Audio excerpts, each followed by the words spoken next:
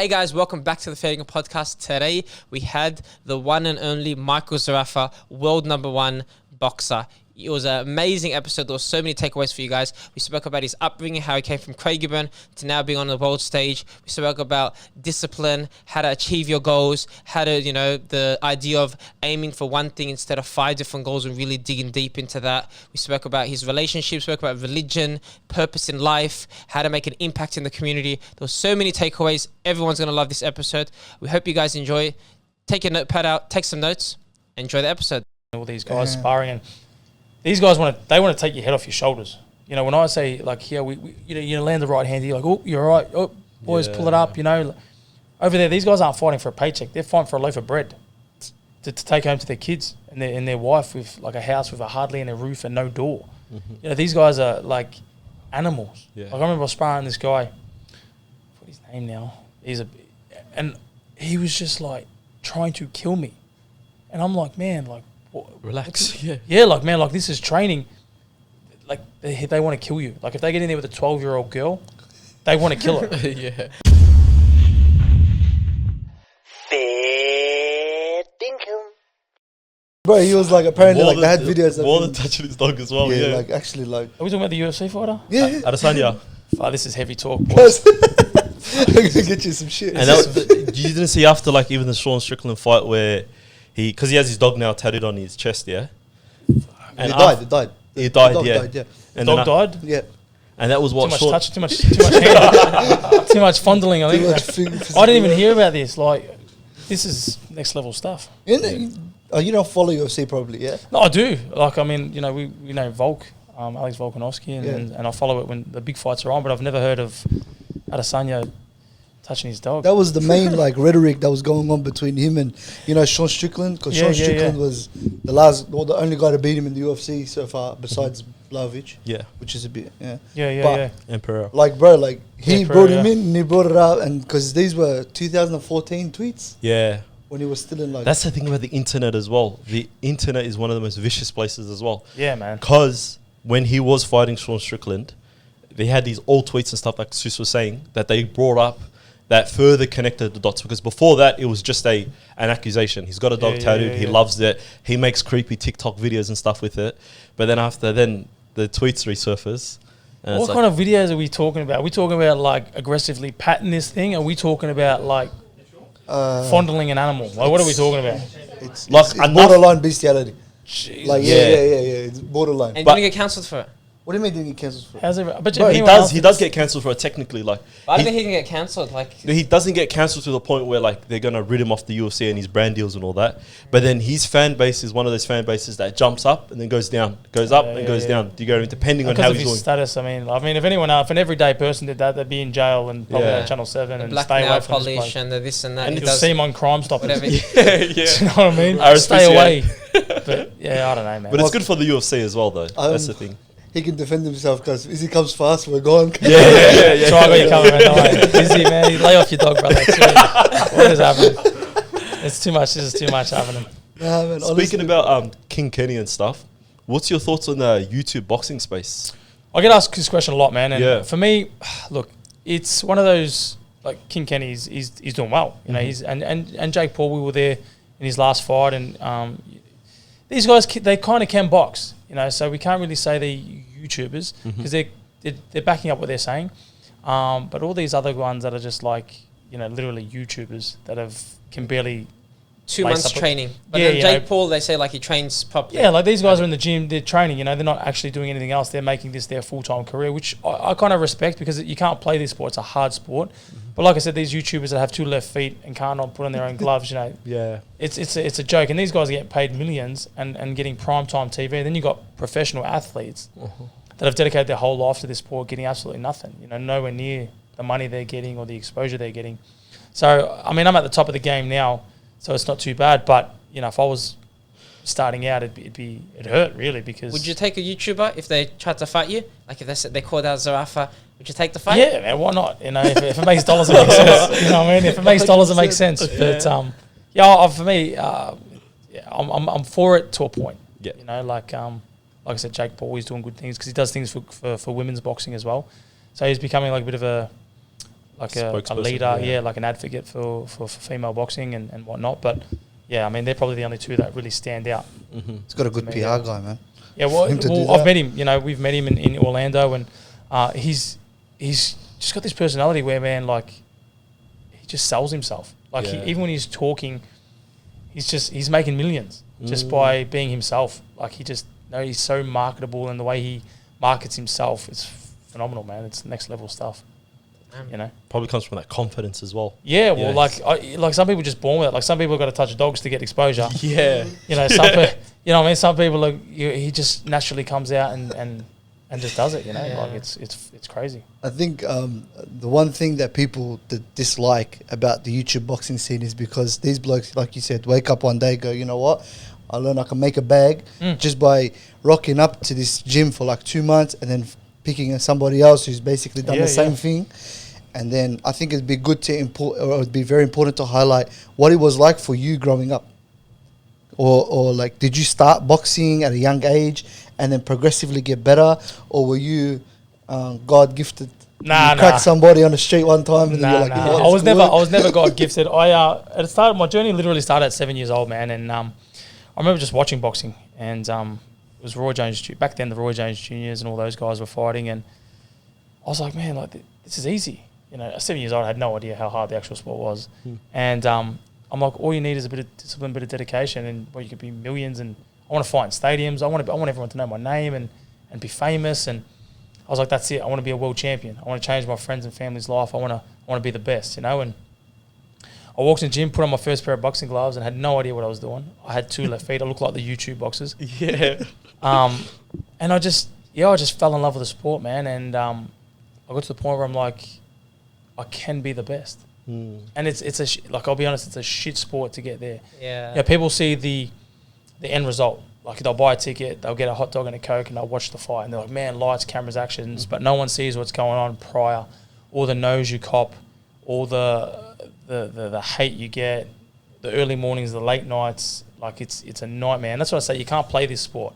A lot of people like you YouTubers and all these guys, like, I want to box. I'm having my first boxing fight. I'm like, it upsets me a little bit, you know, because it's like, you can't play this sport. You can play soccer, you can play tennis, you can play football. You can't play boxing. How do you play boxing? You gotta live it.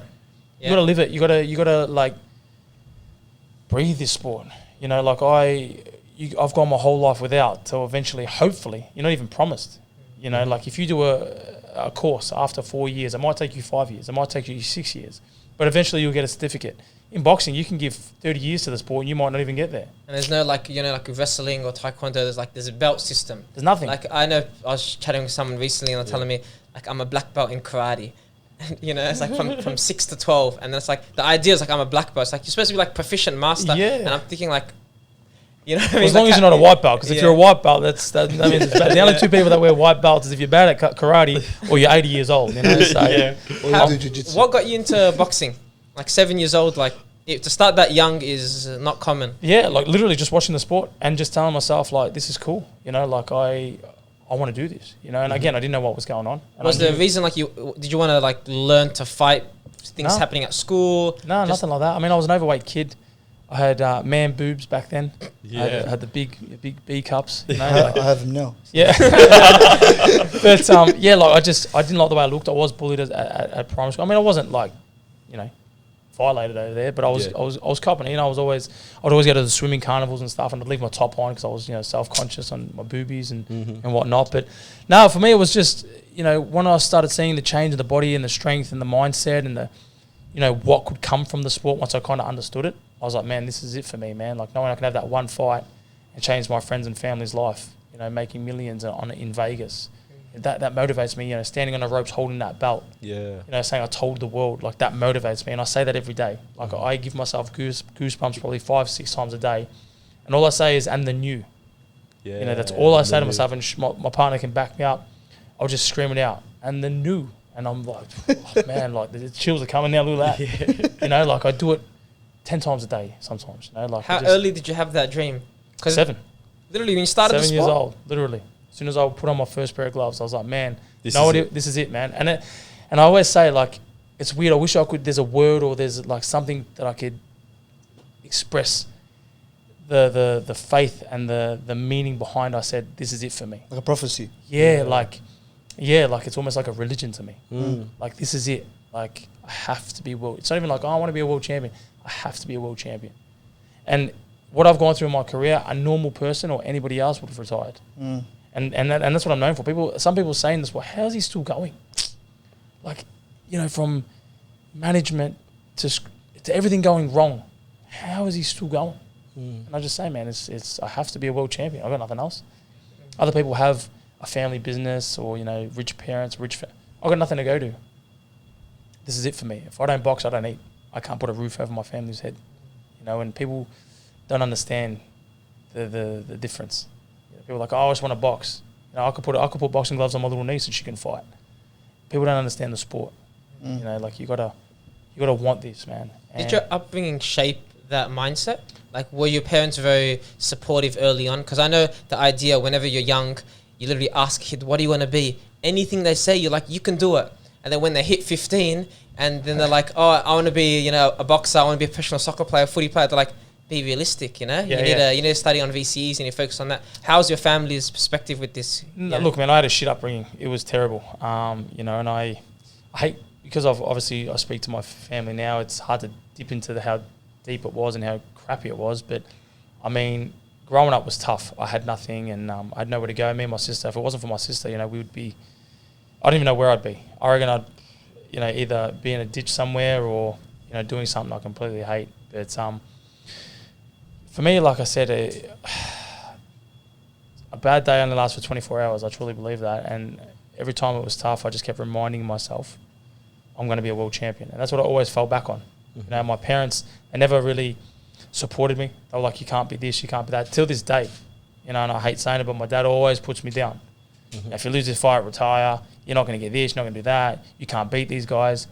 And it's his way of, it's tough love. I think it's his way. I think he doesn't understand that he actually can hurt somebody with his words. And it, like, some days, you know, you're like, you want a bit of a loving father, not a tough father. But, I mean, it's made me who I am today, I guess. But, yeah, like, sometimes it is tough. And they never really supportive. But now they see how far I come and how good I am in the sport. I think now they're like, well, you know, he's chasing his dream and shit, it's possible. You know, chasing your dream, anything can come alive. So obviously in boxing, because it's so raw, it's you in the ring on your own. Yeah. It's you against the other guy, basically. Your team can only yell instructions, but they're not in there feeling the same pain. You know, like when you're in the ring, and because obviously you've had a couple of tough fights. You know, I know you fought Cal Brook, which is probably one of the best in the world, actually. Yeah. And then there was also who was it again? There was actually recently you haven't lost to anybody besides. Yeah, so I beat Hardman, I beat Jeff Horn, I beat Anthony Mundine. Mundine one. I was just going to come back to you, bro. The MySpace story, yeah? Yeah. That's real. A lot of people say, oh, is it real? I said, man, it's legitimately real. And me and him were on the radio and he remembered it. Yeah. And then I said to him, like, nah, you know, he goes, man, I actually remember it. Because I remember having a conversation saying, look at this kid. You know, this kid's calling me out. And I would have been, I reckon I was 13, anywhere between 13 and 15, MySpace back then. And, you know, we have all the friend lists. Yeah. And I found him and I was like, man, I want to fight you one day. I'm going to retire you. And he literally replied and said, if you're looking to be beat, I'm the man to meet. And me being cocky, I was like, yeah, fucking I left him on scene. And believe it or not, 15 years later, I retired him and knocked him out in the first round. It's crazy. And you know, did you truly believe you're going to fight him one day? 100%. Yeah, you know. And anyone listening to this, like my ex-management and Michael Tamura, I'll even name drop him. I've been saying this for years, even when I was like 17, 18, around there. And he goes, you'll never fight him. Because you'll never fight him. I said, well, I'll fight him. I said, you'll see, I'll fight him. And it happened. And you got the job done? I got it done. And I remember getting in the ring, actually. I was G'd up. I was so confident before a fight. I was like, sharp, man. And I was walking out. I got in the ring and I was like, shit, this is Anthony Mundine, man. Yeah. Like, this is, and he was looking at me like the same, you know, how we looked at him back in the 2000s, early 2000s. I was like, fuck. Had a little haircut. And I was like, man. I started getting nervous. And then in the first round, I threw a jab and he slipped it and popped me with a jab. I'm like, oh, man. And then I took a step back. I'm like, Mick, just compose yourself, man. Like, so you're processing in the middle of the match as well? Yeah, man. Like, I'm literally getting chills talking about it. Like, yeah, like, because it took me back. Like, even when I was walking out, the walkout's probably 100 meters, if that. It feels like you're walking for hours. Yeah. Eternity, I'm thinking of me as a kid, MySpace. Were you thinking in the ring, like, because see how you have this dream at 7, I want to be world champion, and that's like a process. At 13, you had this goal, I want to knock out Anthony Mundine. At that moment, were you thinking, I'm living my 13-year-old dream? Yeah. And if you listen to the fight and if you watch the fight, my dad hugs me, and I said, like, 15 years in the making, baby. Like, I said it to him. I called it. And leading up to I called everything. Like, and it's so weird. Like, and I'm not a big believer in, I mean, I am and I'm not in Affirmations and stuff? manifesting and stuff. But, like, everything I've manifested or visualized, it freaking worked. Like, even when I fought Jeff Horn, people were like, man, you can't beat Jeff Horn. You can't. He just beat Manny Pacquiao. I said, the worst thing he did was sign that contract. Yeah. I said, I'm going to knock out Jeff Horn. I said, I'll mark my words, I'm going to knock out Jeff Horn. And then I started believing it. Yeah. Like, at the start, it was like, the cameras are in front of me. I've got to be tough because cameras are in front of me. Then I'm like, you know what? F this bloke, man. I'm going to knock out Jeff Horn. I said to my brother, I said, I'm going to stand up on the end of at the end of the fight, I'm going to stand on the ropes, and I'm going to be scanning the crowd and being like, I told you. I told the world. And literally, I knocked him out in the 9th round. I got on the ropes. And my brother come behind me. He's like, man, we did it. You called it. You called it. I'm like, man, I told you. Yeah. And, like, it's weird. So if you don't call it manifesting or visualizing or whatever, what would you call it then? Daydreaming. Daydreaming, yeah. A daydream that turns to reality. Yeah, like, because I sit there, she says to me all the time, like, you know, manifest and visualize and it's okay and this, and I'm like, yeah. But then, like, I'll be on my run and I'm like, man, imagine, like, last night I went for a walk about 9:30 at night. I just put my headphones on. I get in this real, like, motivational, spiritual Michael Zerafa, and I'm sitting at the top of a hill and I'm, like, shadow boxing, and I'm this is where I'm doing my daydreaming. You know, I'm thinking, you know, I want to thank all the people that come out and show their loves. You know, doubt me now. You know, and I'm saying all this in my head as I'm doing it, and then next thing you know, the fight's over and I'm saying this crap. Yeah. You know, and I'm like, shit, it's come real. You imagine, you know, like, yeah, like, and I feel like if you try too hard to manifest something, and like even now, like I've tried to get fights done and get contracts in and get media, and it just, shit moves away from you. Yeah. You know, like, and then when I'm running and I'm not even thinking about it, next thing you know, I'm like, fuck, 10 missed calls. My missus is calling me saying, hey, you got to come back. We've got this meeting, what this, you got that. The contracts come through. And I'm like, you know what I mean? Like, so then on that, yeah, because the boxing space, I'm guessing, is a fast space. Do you get what I mean? And you got into it at the age of 7, whatnot. Do you then ever go back and look at moments like the Mundine situation and go like, and like not take it for like you're grateful for it in a sense, you know what I mean? You look 100%. back at it and you go, damn, like I just fought the guy that I said I'll fight 16, 17 years ago. You know, do you ever process it? of course, I do it every day. Yeah. I always think, like, man, I did that. And I said to everyone's like, oh, you fought Mundine at the end. I said, man, if he was 20 years younger, I would have still wanted to fight him. I did. You know, 13 years old, I was calling him out. You know, I don't know what was more mad, the fact that he replied or the fact that I thought I could beat him at 13. But, yeah, I always flash back and be like, yeah, but because I'm not where I want to be yet, I'm not world champion. It's still like, nah, I'm not done. Yeah. You know, but when I hear a song, you know, like when they do all the what are those things where like they do like flashbacks of the fight nights and stuff, and the music that plays on in the background and stuff, like when it comes on the radio or on my playlist, I start thinking about when I hit him with that hook, and when I slipped and I start talking boxing, and then again motivating myself, the chills come, and I start screaming and the new, and then I'm on the steering wheel doing 160, you know, and I'm like, Jesus, I'm gonna slow down here, you know, because I'm so like ready to go, you know, and like I say to people, like even like friends, I'm like, doesn't this song make you want to go? Like I'll hear a song, I'm like, man, I want to do a Yui and go home and run, and go home and train. Like I'm just like, and what's that song you're thinking of right now?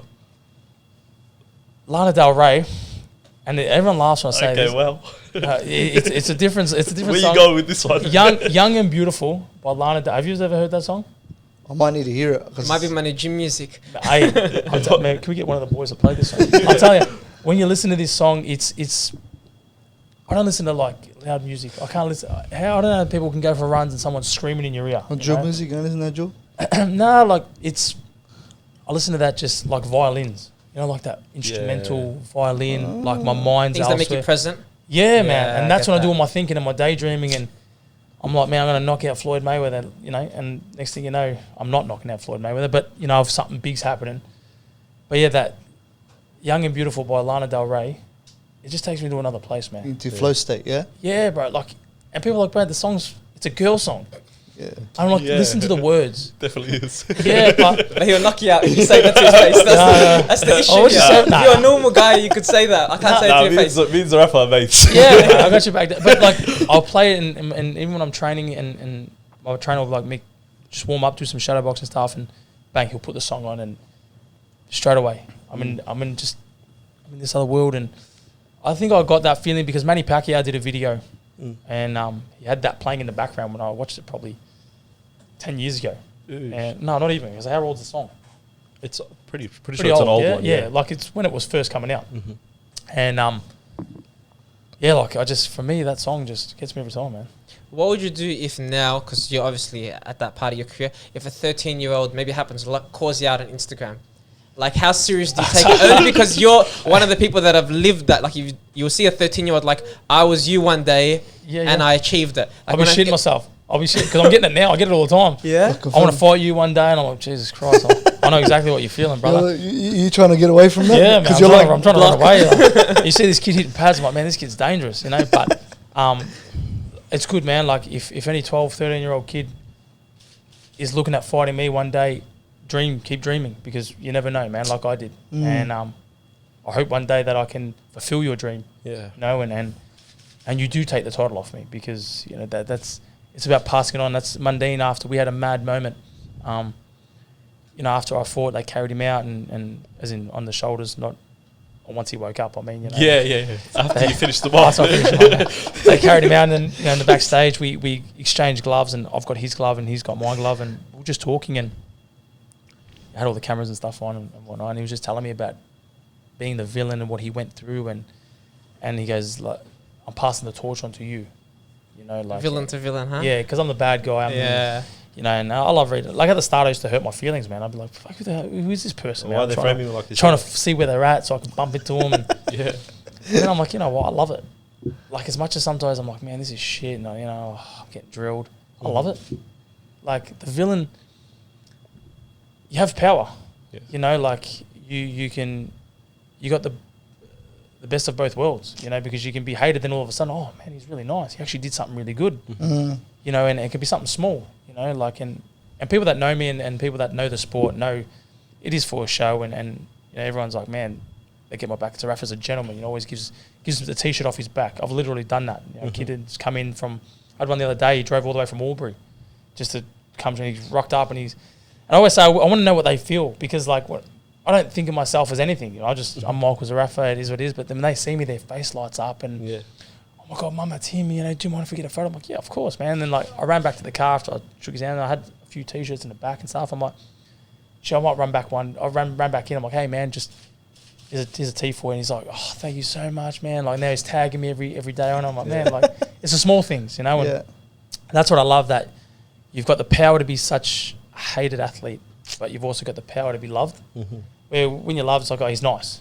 True. He doesn't have a bad bone in his body, you know. And it's harder to sell as well. Yeah, it's very hard to sell. Where, like, me, you look at the 3 biggest fights in Australia: Zerafa Horn, Zerafa Hardman, Zerafa Zoo. I'm involved in all 3 of them. Yeah. You know, and the hype, the build up.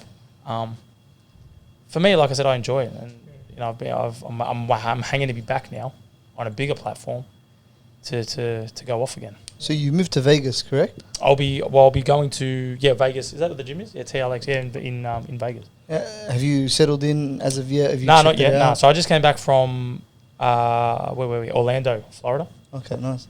For the WBA convention and Disneyland. We went last year, and it was shocking. It was shocking. Yeah, because you're waiting in line the whole time, huh? No, I can't remember. I got a bad memory. No, but like she wanted to go, and I secretly wanted to go, and then you can't tell her that though. Yeah, like, you know, I was like, oh my God, Mickey Mouse. Oh damn it, we got Disney World. You know, I was like, and then we got there, and I was like, this is it. You know, there was another place we went to. I think it was called Disney Springs.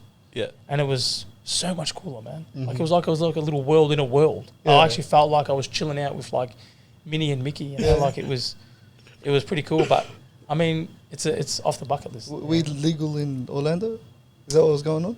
Was I legal? No, weed. Was weed? Oh, it was weed. Yeah, well, we went. It smelled bad. Yeah, it smelled. I was like, legal. I'm like, man, I think I'm older than you, bro. No, I mean, yeah, everywhere. It was just smelled like, even in Orlando now, I was like, man, it's just everywhere. I think I want to try to source the video, but the funniest video I've ever seen in my life was there was some Minnie Mouse, you know, like the mascot, whatever Yeah, it was, yeah, dressed up. The head of the costume came off as this Mexican guy from mustache. Just smoking a I've cigarette. seen that. I've seen that. Yeah, I've seen it. Yeah. Bro, I couldn't stop laughing. Yeah, it's crazy, but it was a good experience, and like I said, it's something that if you're there, you got to do. Yeah. I mean, yeah, but I wouldn't highly. I mean, the world, like the Queensland ones. What have we got? Dream World and all that. Yeah. Yeah. Movie Smashed world. it. Yeah, Yeah. it's nowhere close to that. Yeah, as well. yeah. Like Australia isn't on the same level. Yeah, man. Like In all aspects. you know? 100%, man. In all aspects. But we're getting there one day. Do you get what I mean? What We're else? Do you slowly got, going. what else do you got on the bucket list outside of boxing? You said like Disneyland was there. Is there other stuff you had? Was What? it travel stuff or life experiences? I Because you mean, travel a lot for fighting, and you know. I've been all around the world, believe it or not, and I've never been on a holiday. Yeah. Ever. Like literally, never been on a holiday.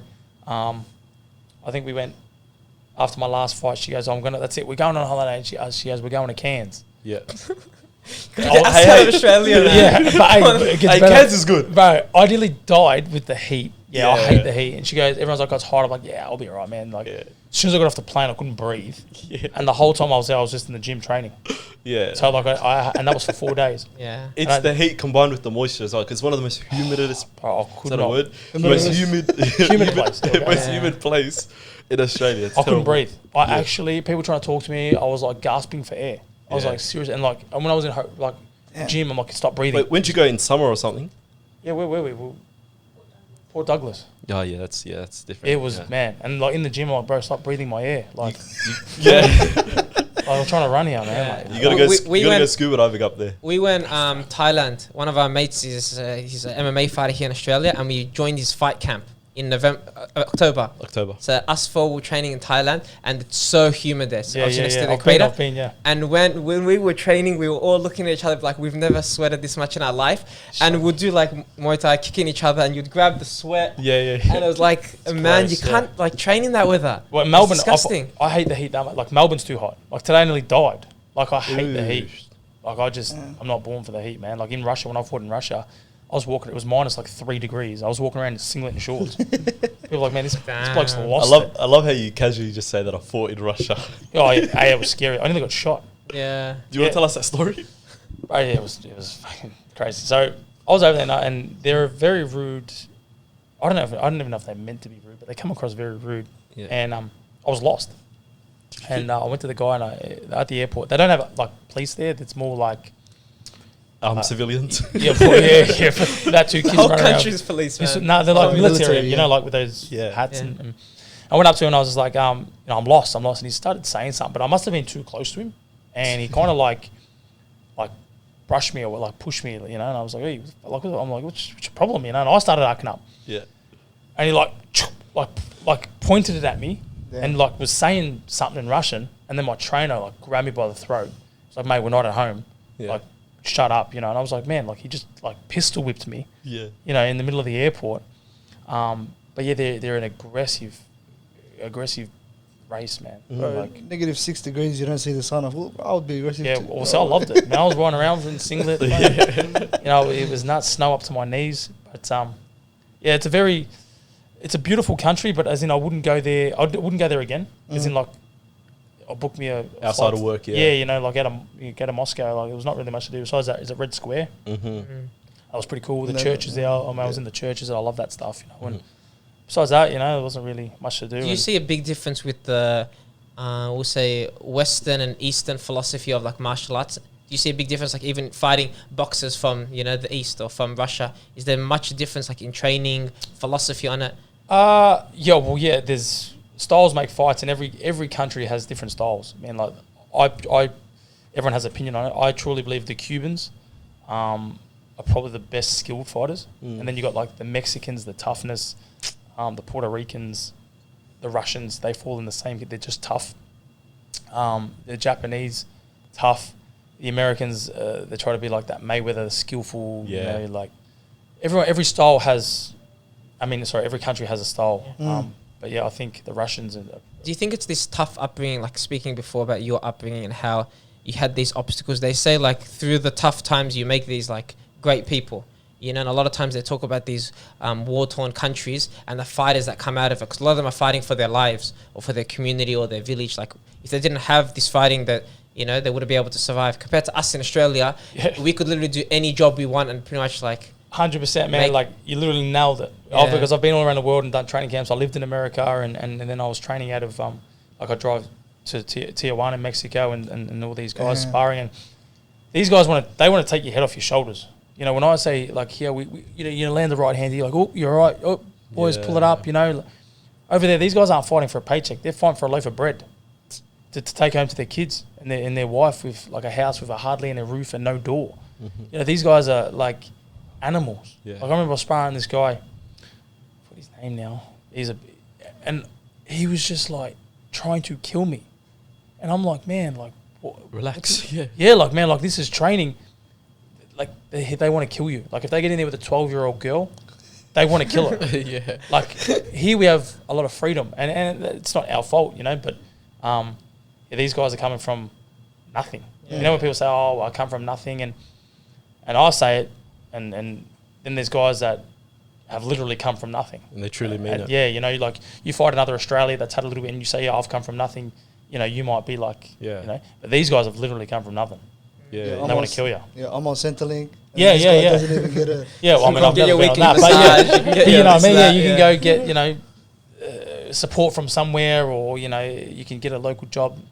Still a choice at the end of the day. Yeah, you know, like, there is help. Even if you're standing at the side of the lights, which, you know, I literally gave a guy $10 the other day because he was there with a water bottle and on the side of the, you know, at the red light trying to wash my windows. Oh, yeah. You know what I mean? But if he's doing that to 100 people, he's making over $1,000 a day. You know what I mean? Like, if my maths is right. But you know what I'm saying? Like, there's ways to make money over there. Nothing. They ruin your windscreen anyway, these blokes. Yeah, I know, yeah. He He didn't even clean my windscreen, but for me, I was like... The hustle, he to not tried. touch my windscreen. He tried, Yeah, like, I feel for these people, mate. Like, I do. I can't walk past, like, a homeless person and not give or ask, or... Because I've worked with the homeless before, you know, and hearing one of their stories changed my thought process on the homeless, you know. And I used to think like everybody else, like, you know, as I was younger, not now. Not in the last 10, 15 years, but... Yeah, when I heard his story, and he goes, man, I'm homeless. And he goes, do you know why I'm homeless? I said, no. He goes, man, I've never touched drugs, alcohol in my life. He said, I was a very, very wealthy man. He said, I had businesses, houses like you wouldn't believe. He said, no, I'm not trying to gloat. He goes, I was filthy rich. I said, so what happened? He said, one morning I literally got a call from a crying woman saying my wife and 2 kids died in a car accident. He said, I literally didn't have the mental strength to get up and go to work every day. He said, I lost everything. He said, I lost my business because I wasn't there. I couldn't pay my bills. He goes, now I'm not working. I had no income. He said, then I took my house. He said, I got that much in a hole. He said, I've got nothing left. He said, I lost my family. What else have I got? And when I heard that, I was like, wow. You know, like, these people walk past, go get a job. No one knows what their story is. What happens if they were a kid and both their parents died? Or they had nowhere to go, or they couldn't afford schooling, or they couldn't... No one knows their people's stories, you know, and that's why now when I walk past, even when I see people at the light, I don't want you to work. I don't want you to, even if it's just wiping my windows, don't take the money. Just take it, yeah. Because you don't know, you know, like, what they're going through.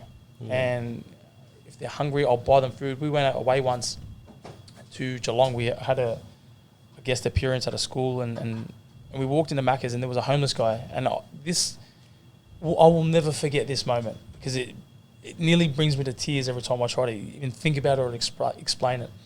We were sitting there, and I was just in line, and she was ready to get McDonald's, and we weren't in camp, by the way. Yeah. So we were off training camp, and this homeless man walked in, and he was in line, and I promise you not, he was like, he was invisible.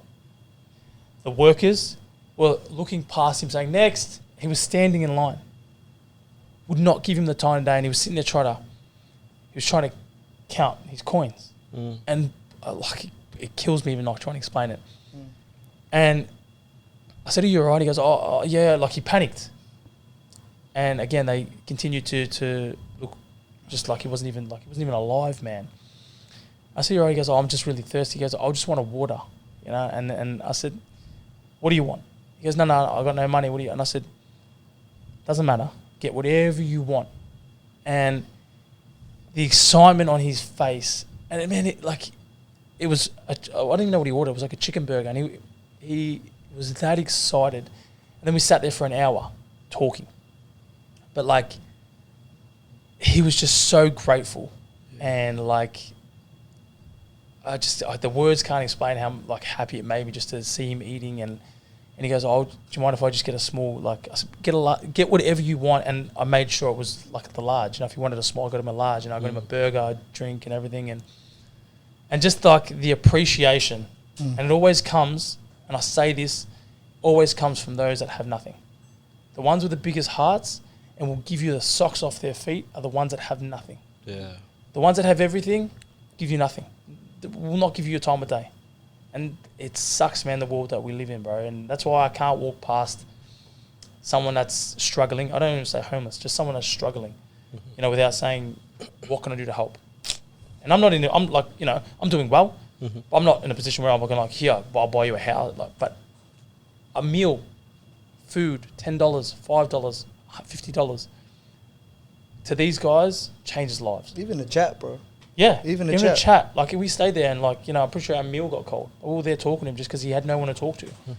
But it blew my mind how he was in line. And, like, they were just like, next. And, like, they were, like, trying to look, I don't know the word, like, you know, trying to look over him. Yeah, like, through him. Didn't exist. Like, he was, like, dead. Yeah. And then I'm like, he's like, I just want to get water, like, you know, and he was trying to count his money. It breaks my heart, man. And to him, it was like he hit the lottery. Probably. Man, I can't explain. Like, know. It was literally like he was so grateful, and he goes, I'm gonna see you one day, win a world title. Because I'm gonna tell everyone how much you help, and like, it broke my heart, man. She was in tears. It broke my heart, you know. And even though I'm a fighter and I'm tough in the ring, and man, like, we all should stick together, bro. Like, I don't believe in, you know, different this and different. We're all the same, you know. Just because we all have different beliefs, whether you're Catholic, Muslim, Christian, white, black, old, we're all the same, man.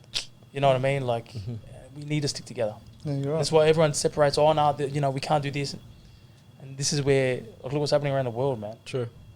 I think part of it stems from, like, everyone has that self-importance to a certain degree. Yeah, man. Like, and we're so fixated on, like, what can you give me? Yeah. But we forget that, like, me just giving you even something that's like, yeah. you know what I mean? So And it's you like, just do things with the goodness of your heart. Yeah. Like, don't do things because, oh, what am I going to get out of? You know, I didn't give someone $10 because I'm like, oh, you know, I feel like when it comes fight time and stuff, God's going to look at me and say, you know what? You're giving back. You're doing well for the world. You're helping. I'm going to reward you with wins, you know, and get you where you want in your career. And I always say when I pray, God, help me help others. True. You know, get me to be a world champion, because when you're a world champion, yeah, the money comes. But I help people now. So imagine when I'm there, you know, and in front of millions and earning that money. You know, like, I feel like you can't have all that money. What are you going to do with all that money? Bro, I'd love to go down that religious avenue. Yeah, honestly. 100%. I mean, I'm engaged. Go for it. I'm engaged. Go deep. Let's hear it. Yeah, man. I'm a Catholic, man. But like, all my friends, all my brothers are Muslim, and They said I'm if you want to engaged. become world champion, you got to become Muslim. Yeah. Like, Yeah. you Man, can see the There's history. a Haney, bro. You know what I'm talking Devontae about. Confident left, right, and center. It's not hard, man. and, See Javante Davis as well. yeah, bro. man. Walid. What's his Abdul name? Wahid. Abdul Wahid now. Yeah, Wahid. you know, and all my friends, and it's a beautiful religion. I said I'm engaged to a Muslim. It's, for me, I mean, I don't know enough. I don't even know enough of my religion. But at the end of the day, man, like I said, it comes back to just, we're human. If you have a heart, you have a heartbeat, you bleed red, we're all the same, man. Just because you believe this person went left and I believe it went right, or, you know, this is God and that's God, or, yeah. It's just like saying, is it red or is it white? You know, like, it's just what I believe, what you believe. And for me, like I said, it doesn't change who you are. You know? There's like a philosophy that people have, and this is, I don't know if everyone has this, or if this is a Muslim thing. It might just be a decent human being thing. It's like, especially when it comes to dealing with your family, like, give money, but don't expect to receive it back. Of course, yeah. Yeah, and as for us as Muslims, we believe that when we give, it's actually an action of selfishness, not selflessness, because we're benefiting. So when we pass away, that thing is actually transferring from the bank account of this world to the next. So we got heaven and hell, we believe in all that kind of stuff. And for us, we believe that it's actually way more beneficial for that, because when we die, that's it. The money doesn't benefit us. It doesn't go to the grave with us. Of course, yeah. When you pass away here, Yeah. when you pass away here, the next life, that money doesn't benefit you no more. Okay. It goes to either your kids who will benefit from it, or So it's like passed on. exactly. Okay, yeah. So for us, it's better to die with $0 in your bank account, but you gave all that money away, and you done some good with it while you were here, than for you to die with $1 million, $2 million in your bank account, but nothing comes to it. Nothing came from it. See, that's what I mean. It's a beautiful religion, you know. And here, if I die now, the tax takes all my money, you know. But yeah, bro. You know what I mean? Like you just get eaten. If I got $2 million in my account, it goes to the buildings and the concrete. But literally, that's true. They say there's only two things we're certain of. It's the ATO and death. Yeah, see, like it's terrible. But man, that's what I mean. I like there's good and bad in everything, man. In every people. You grew up Catholic. Your family's practicing. Catholic, yeah. I mean, I could be. Everyone could be more religious. I mean, I go on the days and when I need to go, and I mean, I feel not bad, but like, you know, when I do pray, it's just me and God. It's like we're mates. God, you know, hear my prayer. I'm in a bit of a situation at the moment, you know, help me out. Or, you know, someone's sick, you know, heal them. Church is one of those things where, I don't know, whether I do it in a bedroom or a church, it's the same. But I feel like when you're in the church, you leave with like a fresh piece of paper. True. You know, like it's like a brand new book. You leave clean, you know. And when I go to church and I kneel down, I say, you know, I don't even say like things I've done wrong. I just apologize in general. You know, like if I have sinned, apologies. God forgive me. You know, we're doing great, world titles. Help me help others. Thank you for giving me the opportunity. I breathe fresh air. You know, I get the opportunity to do the things I love, and the people I meet and have in my life. Keep everyone healthy, keep everyone safe. It's even like blessing just Catholics, bless everybody. You know, because like I said, my actual circle is mainly Muslims, and you know, I bless everybody, not just myself or Catholics. Yeah. I have a question. Have you ever imagined? I think about this a lot. Yeah, if I wasn't Muslim, how would I live my life? Yeah. Do you ever think of how would I be if I wasn't Catholic? Like, how would I be? World champion, I told you. If I was Muslim. As if I wasn't Catholic? Yeah, if you weren't Catholic. No, not really. I mean, because I'm not solely, like, so into the whole, you know, like I am. I'm a Catholic boy. I've been baptised and I go to church on the days that you need to go, and I stick by all the guidelines, not eat red meat on certain days. And it isn't what gives you purpose then? Yeah, you know, gotcha. Like I do it because, you know, it's what needs to be done and I'm a believer, but I feel like I could be way more into it, and if I was, then it might affect me a bit more. But I don't live, because I see us all as equal. I don't see me as a Catholic and you as a Muslim, and I just see if you're my brother or you're my family. I don't care what you are. Okay. You know, like whether you're white, I don't care. Human being first. You're a human, man. You have a heartbeat. If I cut you, you bleed red.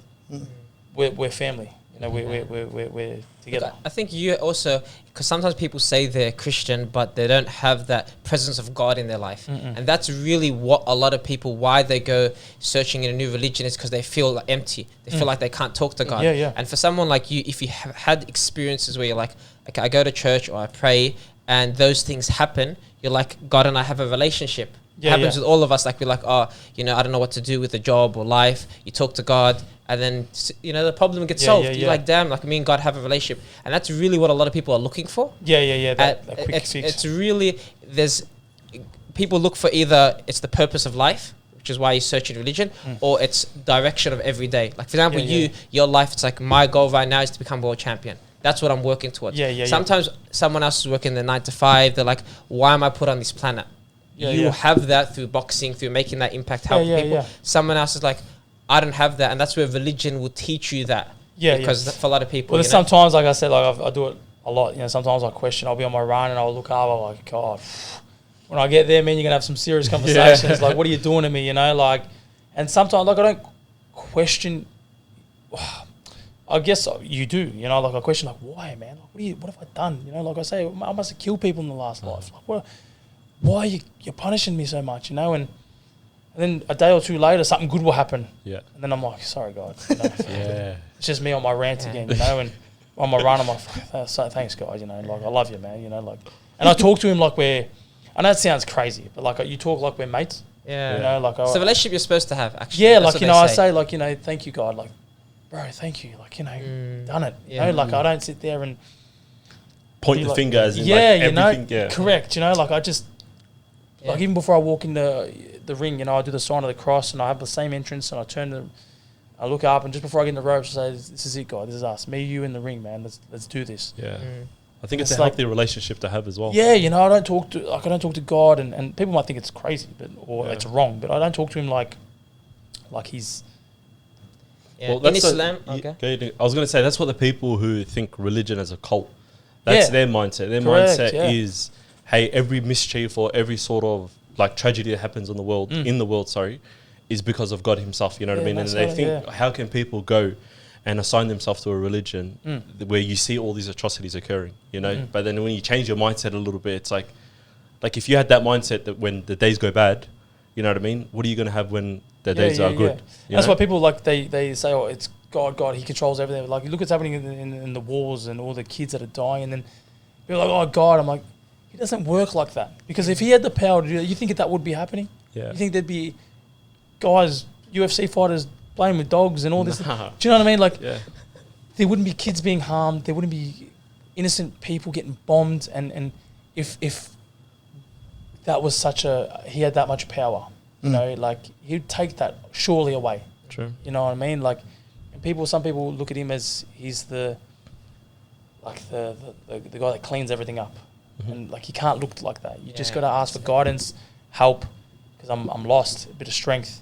Yeah. I feel like that's where he's like gives you, you know, not, hey, you know, the reason why this guy's getting bombed because there's no God. Yeah. That's not. There's how it no works. self accountability in that, you know what I mean? Because Yeah. part of it's like, okay, but what are you doing? You know what I Yeah, mean? that's what I mean, Like the yeah. same people that complain about, let's just say, poverty or homelessness, you know what I mean, would not like trip over spending $1 on like a homeless guy or giving him that time of day. Correct. Or they're sitting on the couch complaining. Yeah. Get up, work, put yourself out there. Yeah. You know, like, what makes, and it goes, this is kind of off topic, what makes successful people and champions, I believe, is when everything's good, great, everything's going your way, it's easy to be happy and like, everything's going your way. Like, if you know, like, you're getting promoted, you're getting sponsored, you're getting fights, you're getting paid, everything's happy. It's all happy days. It's when everything's going shit, you're not getting the sponsors, you're not getting the media, you can't get fights, you're still training 2-3 times a day. That is when you have to be happy and positive and grateful. And there's days I'm not going to say I'm perfect. There's days I'm like, fuck, this is hard, man. Like, God, what are you doing to me, man? But whilst I'm doing that, I'm running. I'm working towards that goal. I'm driving to the gym. You know, like, that's what makes a champion. You know, when I'm driving in my Mustang, I'm thinking it's a $500,000 Ferrari. You know, and when I'm shadowboxing in a local warehouse gym, you know, it's Vegas. You know, it's that thinking and visualizing and. I know Suhail has a quote. The last time you You can said, see. are we going to say it? Or? It's basically, there's a hadith. The Prophet said, it was, verily the affairs of the believer is amazing. Is that the one you were talking about? I was You thinking think of something that else? Yeah, I'll say the next one next yeah, week. yeah, We're going to quote sharing. It's verily the affairs of the believer is amazing, because whatever is, so if something bad occurs or a tribulation occurs, it's good and he sees it as good. And then when something happens good, that's good for him, he's thankful and he's grateful. So there's no such thing as bad. Yeah, that's what I'm trying to say, and that's I didn't even know that existed. Yeah. But that you know what I mean. But that's how I try to, even when I'm bad, I tell myself, just try to be happy. Yeah. Like, and sometimes it's not. Like, I come home sometimes and I'm a wreck. I'm the worst person to be around. But in my head, I'm like, it's still going to happen. I never lost faith. I know I'm going to be a world champ. It's a shit day today, and everything's gone wrong. Like, even Sunday that just went past, I literally just sat and did absolutely nothing, and I was just like doing my own head in. Monday morning, bang, we're back in the gym. Something good happened. You know, like, you just got to keep staying self-motivated and tell yourself and talk to yourself it's going to happen. I'd love to ask this question, actually. This is very interesting. Remember, I don't know if you've watched Tyson Fury's podcast with Joe Rogan. He spoke about how the way his whole purpose from when he was young was to fight Klitschko. Yeah. And beat him. And then after he had beaten him, he just fell into a pit of depression. Tried to end his life on a number of occasions, because he felt like after that there was no purpose left. You know, he got really fat and whatever it is. Do you feel like part of that reason that you on Sunday were sitting there, you were like basically like chomping at the bit, ready to go back to what you believe your purpose has been this whole time, and how do you see your career, or how do you see your life after your career is finished? Look, no, that Sunday was just a bad day just because literally everything I tried to do just went against me. I was trying to reach out to people. They were busy. I tried to do this. It wasn't working. It was just a shit day. Small L's. You know, and for me, my purpose is to be a world champion, and I feel like once I'm there, I'm looking forward. People say to me, and this is why people fall into holes, because they don't have anything after the sport. Cal Brook went through it as well, you know. And for me, I'm looking forward to retirement. You know, I'm looking forward to being a world champion, saying, I'm done. I did it. Close the chapter. What's next? I don't have plan B. That's why I say to people, people have a lot of things to go to after if something's not working, I'll go to dad's business, or I'll do this, or I'll go to carpenter, I'll PT because I'm fit. I don't have anything else. If I don't fight, I've got nothing else. You know, and once I become a world champion, I can then look back and say, all right, I don't even know what I enjoy. What does Michael Zerafa enjoy? I love fishing. Do I want to do something fishing? Do I want to do something with kids? Do I want to do something with animals? Do I want to do something with a gym? Probably not animals. I'm not a big animal fan. But Not like kids, animals, kind of flew. But, you know, like I don't have, you know what I mean? That's why I'm looking forward to that finish line, because it's like I'm done now. I'm nowhere near finished, but like I'm nearly there, you know? And once it's done, it's like I hate starting, and I don't like how people start something that they haven't finished. Sure. You know, and I know a lot of people that do that. And there's nothing wrong with that. That's how you like living your life. But I feel like you can never fully become anything, even if it's training goals, if it's opening up a business, relationally, anything. If you're giving something 20, 40, 60%, you can't really become the best. Are you someone who believes you can do multiple things at once, or can you only do one? For example, you're boxing. That's your thing. But there's some people, it's like business, health, personal side hustle. I want to learn a skill in martial arts. They're trying to do like 4 things at once. I'd like to think I can, but I can't. I mean, I'm always in the back of my head, and we always like have a little tiffs about it. I'm like, we need something else. You know, well, all right, we got my world title fight, we got that, but I'm always sending TikToks, sending motivational things, trying to send this, trying to send that, and half the shit doesn't even make sense. Yeah. And you probably need like $100 million to start these things. But I'm always trying to, because I believe my partner's the brains.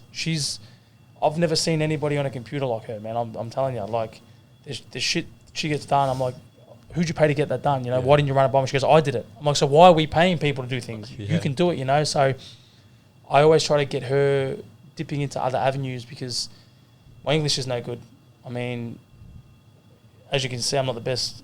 Doing all right. I'm doing all right. Do you speak Maltese your first language? Don't speak Maltese. I barely speak English. You know, so for me, I leave it all up to her, but I'm always trying to dip into other avenues, you know, whether like at one point I was like, let's open up a car wash. Yeah. She's like, what? I'm like, woke up one morning, let's open up a car wash. Like, are you like all right or what? Like, what's Breaking Bad? Yeah. No, I just was the Jason Derulo thing. Yeah. Well, yeah, I saw that. That's exactly what I saw. I saw it on TikToks, and I'm like, man. Jason Derulo. That's one of his main money making avenues.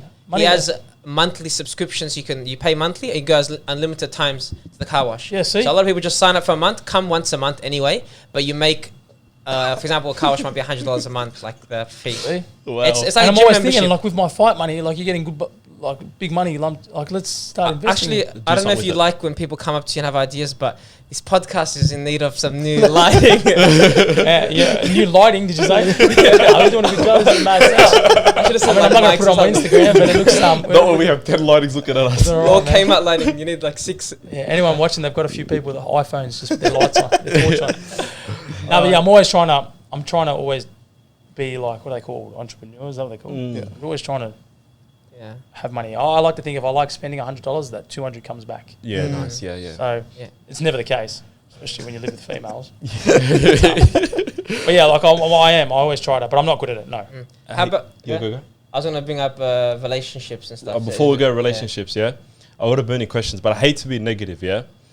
I've never understood people, like, I understand and it's easy to say whatever, you know what I mean, but I've, I guess, not lived that life. You know when people say, I've got a plan B and I've got a plan A and there's no plan B, yeah?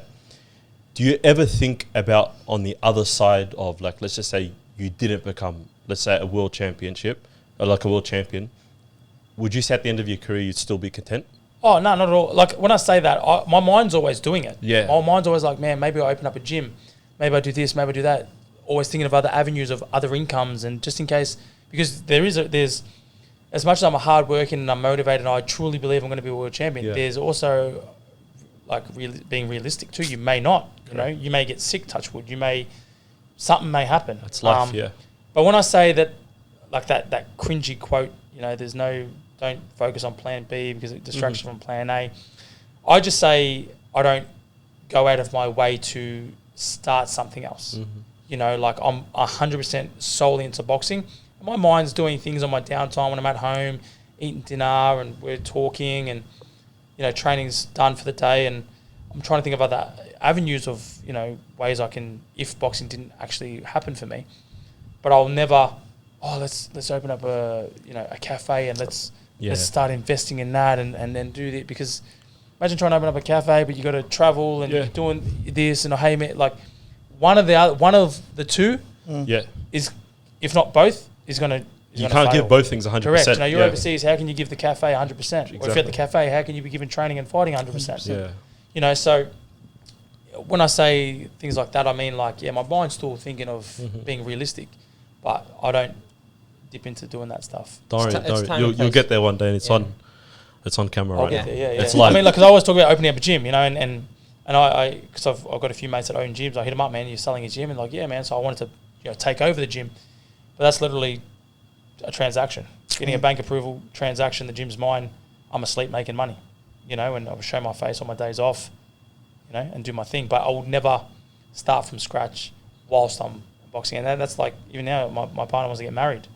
Even that, I'm like, no, you know, I've got to win my world title first. Once I win my world title, win, lose or draw, then we can go. You know, I'll finish off that chapter before I go to the next chapter. That's part of Kobe Bryant's 10 rules. Focus on one thing. Correct. It's up there. Oh, is it? Oh, there you go. I didn't even see it. I was going to quote Kobe Bryant, that I just seen it right in front of me. There you go. See? Yeah. Well, that's exactly right. You know, 100%. and everyone has their opinion, man. People can say he's talking crap or it doesn't work, and I've done 10 things and been successful, and it may work for some person. Some people may open up 3 gyms and be an athlete and open up a doctor's clinic and be a dentist. It may work. But there's a lot you don't know. Like Elon Musk, for example, is what people look at. Oh, he's starting 2 businesses at the same time, 3. He's got all these different ventures. 13 kids. 13 kids? Yeah. And serious? they're like named after the alphabet as well. Yeah, one's like A13 or something, isn't it? Yeah, something like I remember that. Spaceships. Yeah. Well, I mean, when you got that kind of money, you can do it. Who's going to say anything? That's what they say. He'll just buy you. He'll buy your opinion, Yeah. I own you now. Yeah. But they say like the person that tries to catch 2 rabbits catches neither. That's what I said to you earlier when I said when you try to get the media, get the fights, get the contracts, and the more you chase, the further it gets. But like I know and she's probably sitting there laughing because I can say it, but I don't do it. Yeah, I'm sitting there trying to We're chase all the same there. Everyone is the same. They all say like, they want to do everything, but you can't. You can't, yeah. But every year, New Year's resolutions, 20 goals, you achieve 5. Man, like, it's the same thing every year. My first goal was stop biting my nails. I mean, it hasn't really How'd you go? You got to spray that thing. Nah, see, I like the taste of it. It was weird. I mean, like the taste of it. Of the spray? Yeah, bro, have you ever tried it? They say I it don't bite helps. my nails. You don't It was buy like, it tastes like orange Skittles.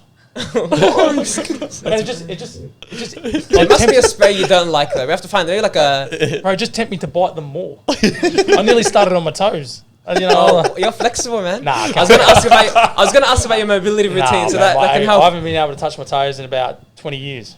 Okay, that makes me feel Good good. you boxed then. Oh man, shocking. Even like trying to pick up a football. I was having a kick the other day and I nearly pulled hammy and did my ACL. It was it's not good. Yeah, but like small goals, man, like small little things. And because people say 12 months, want a Ferrari, want a 12-bedroom house, and I want 13 kids named after spaceships. Like it's not going to happen, man. You know what I mean? Like let's be realistic. You may get a car, not probably what you've written down, but you know, small goals. You know, like I want to talk about, and I'm going to switch gears, sorry Go boys. ahead. But I want to talk about, you're in the 10th round, whichever fighter you want to say, but you're in the trenches now. I love it. And, you know, you're going back and forward, and you're tired, you're breathing heavy, and now this guy's looking like he's not tired, the guy in front of you, and, you know, you were talking to us earlier about, you know, the effect of the negative talk, the people around you who you're raised around. Does that seep in? Does the Michael Zerafa that yells and the new come out? What is it specifically? What happens in those times, bro? Like, I've been there multiple times and I love it. It's people think you're crazy, man. Like, to be in a ring, I got holes in my head, bleeding out all over the joint. And I don't know if you've seen any of my fights. I dig deeper. Like, there was one fight at Cal Brook. I had him gone, and I pushed the ref. The ref was saying, "Bro, I pushed the ref." I'm like, "Let's go!" Like, and Jeff Horn, he hit me. I'm like, "Come on!" And I'm like licking the blood almost. Like, I'm like a shark on blood, you know. Like, and I tell myself, "Let's just go." Literally, let's go. Like, you want to fight? Let's. And because I've got that mentality because I've done the hard yards. I overtrain. I know that for a fact. I run over 100 Ks a week. I'm training 5-6 hours a day. I live this sport. So I know in that 10th round, 12th round, 5th, whatever round it is, if I come back to the corner, I'm during that round, I'm like, shit, man, I'm tired. I know that you're fucked. Yeah. I know that you're nowhere near. You're on your deathbed. If I'm tired, you're worse because you haven't done the things I've done, man. I know that for a fact because what I do, I make sure no one's doing. You know, I do my research. What's he running? I'll make sure I double that. What time's he getting up? I'm getting up earlier. What time's he finishing? I'm finishing later. You know, how many reps is he doing? I'm doing double. How many rounds did he spar? I'm tripling it. So I know that the only way you beat me is if you're better on that night in terms of your skill. You've outsmarted me that round. You survived. But when it comes to that dig deep, there's no better feeling in the world, man. Yeah. Like, you go on like autopilot and everything's just, that 3 minutes feels like an hour. But yeah, man, I love it. I'm hanging to get back in there and do it again. I want to just smash someone now. But like, it's a good feeling, man. He's volunteering. He said before if you could punch his core, you know, like the videos. That's one of my best shots, man. I've broken ribs. I've taken souls. You do those YouTube videos. You know when they punch him in the liver. Let's see if you can take it. I've broke a trainer's rib from doing that. Yeah, no. And he was wearing the pads and everything. Yeah. That's my probably, like, when you know Zerafa, it's my body shot's probably the most known for. When I was listening to the podcast of you this week, the thing is, it's tough. Sometimes you listen to a podcast and you call BS. You know, like when someone's like, "Did you watch Cat Williams' podcast? Yeah. Did you watch the? No. Cat Williams talking about how he runs a 40-yard dash in 4.5. Nah, he's talking which shit. is the biggest error in the world. He's talking shit. We're talking like micro mini pants. Yeah. I'm listening to him like, this is BS, and then I hear that you run 10Ks after a fight. Yeah, no, that's the truth. Is that after one fight, or is that like a... All the time, man. And that's no... But it's not like a trial run. It's not like... I remember my after party for the Jeff Horn fight, the first fight, I was late because I ran. Oh, wow. Yeah. After a fight? Always. And if it's like... Even my last fight. Win or lose. Win or lose, man.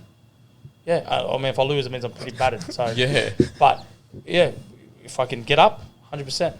And that's no word of a lie, man. And you can go back 5 years from podcasts and it'll still say the same thing. Do you know, where did that come from? Like, was it one fight, finished the first round, and you're like, I want to go running? Like, nah. I want to get my cardio up? It's a Zerafa God run. And whether it's in a gym, in a treadmill, whether it's outside, and it might not be like fight, shower, go run. It might be you fight, media, you'll get home at 3 in the morning, 6 in the morning, I'm at the gym. Like, it's not literally then and there. Mm-hmm. That next morning or within 5 hours, I'm running, man. 10Ks, and it's that today I'm gonna, because normally if it's on a weekend, if it's not on a Wednesday, because TV is normally Wednesday. But if it's like a Friday, it's like a Saturday the next morning. This is like, fight's done. I'm just gonna smash donuts, smash KFC, and just make myself sick. And like, I get that running in the morning, so I'm like ahead.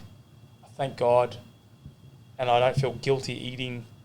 It's a weird feeling, man. Yeah. But there's no BS in that. Do you go to a different place when you're running? Yeah, is that's that what why? I mean. Is Yeah, it like your it's meditation? like I'm not there doing sprints and I got someone screaming in my ear because I'm just, man, I've got that violin music. Lana Del Rey. Yeah, man, I'm just Lana Del Rey's on Young repeat. and Beautiful. Young and Beautiful in my ear.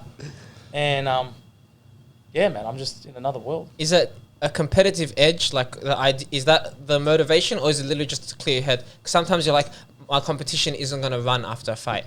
And I've that's just always done it. I don't know. Rituals. Keeps you grounded as well. Yeah, as a probably. young kid, man, like I feel like people are like you don't drive in reverse, and people say to me, Yeah, no. you know, that was you fought last night. I'm like, yeah, that was yesterday.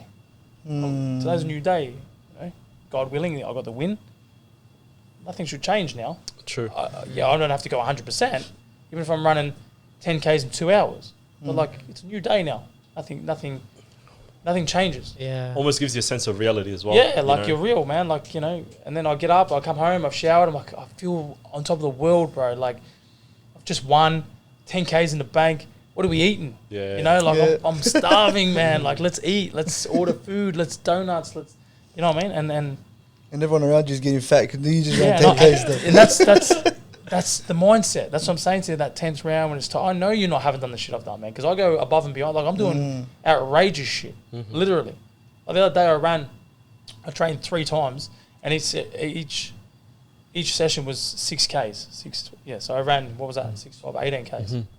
That plus boxing, plus all the other stuff. That's like a half marathon. That was just my day. Yeah. Then in the morning, I woke up, back to the gym, 8 a.m., 8:30 a.m., another 10 Ks, off to boxing. What do you do for recovery?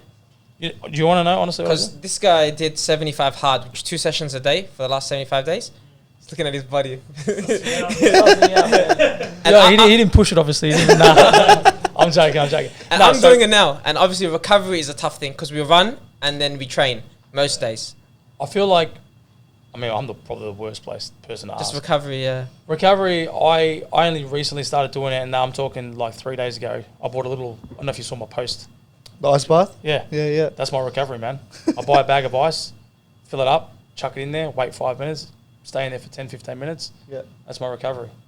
I feel like, see someone like yourself, you're like, I'm training now, straight away you think, I need recovery.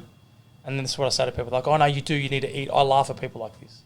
The body and the brain is so freaking powerful. Like, you look at 100 years ago or 200 years ago, the Greek Spartans or the soldiers, you think they had protein powders and an ice bath? 1,500 calories a day, straight meat. Do you know what I mean? These guys are Munching on these guys are cockroaches. smashing pure lion, eating. You know what I mean? And they're built like Machines. vans. Yeah. Do you understand what I'm saying? And then I'm saying, oh, my lats. Yeah. I need a quads, massage. I need a massage gun. Massage. Yeah, give me a massage gun. It's all in the mind, bro. You got 75 days. You've told yourself 75 days. Shut the hell up and give yourself 75 days, man. I hate people that complain. And I do it, but I do it to myself or do it to my partner. I won't complain to others. I'm sore. You're sore. It's your problem. Do you know what I mean? Oh, I haven't eaten my fruit and my berries. Fuck. Do you know what I mean? Oh, I got a second session. I haven't had my pasta. Oh, I'm hungry. Shut your ass up, man. Get to the gym. Are you one of the... You do that. Lucky that we don't know who's looking at. We run gym sessions. We're doing like 6 sessions and we take like 20 boys and we take them through a gym workout. We did it like 2 weeks ago, so we do it once a month. And we hate the amount of complaints. See? If we do upper body, the guy before does, I did upper body yesterday or Friday, it's still sore. Man. I haven't taken my pre-workout.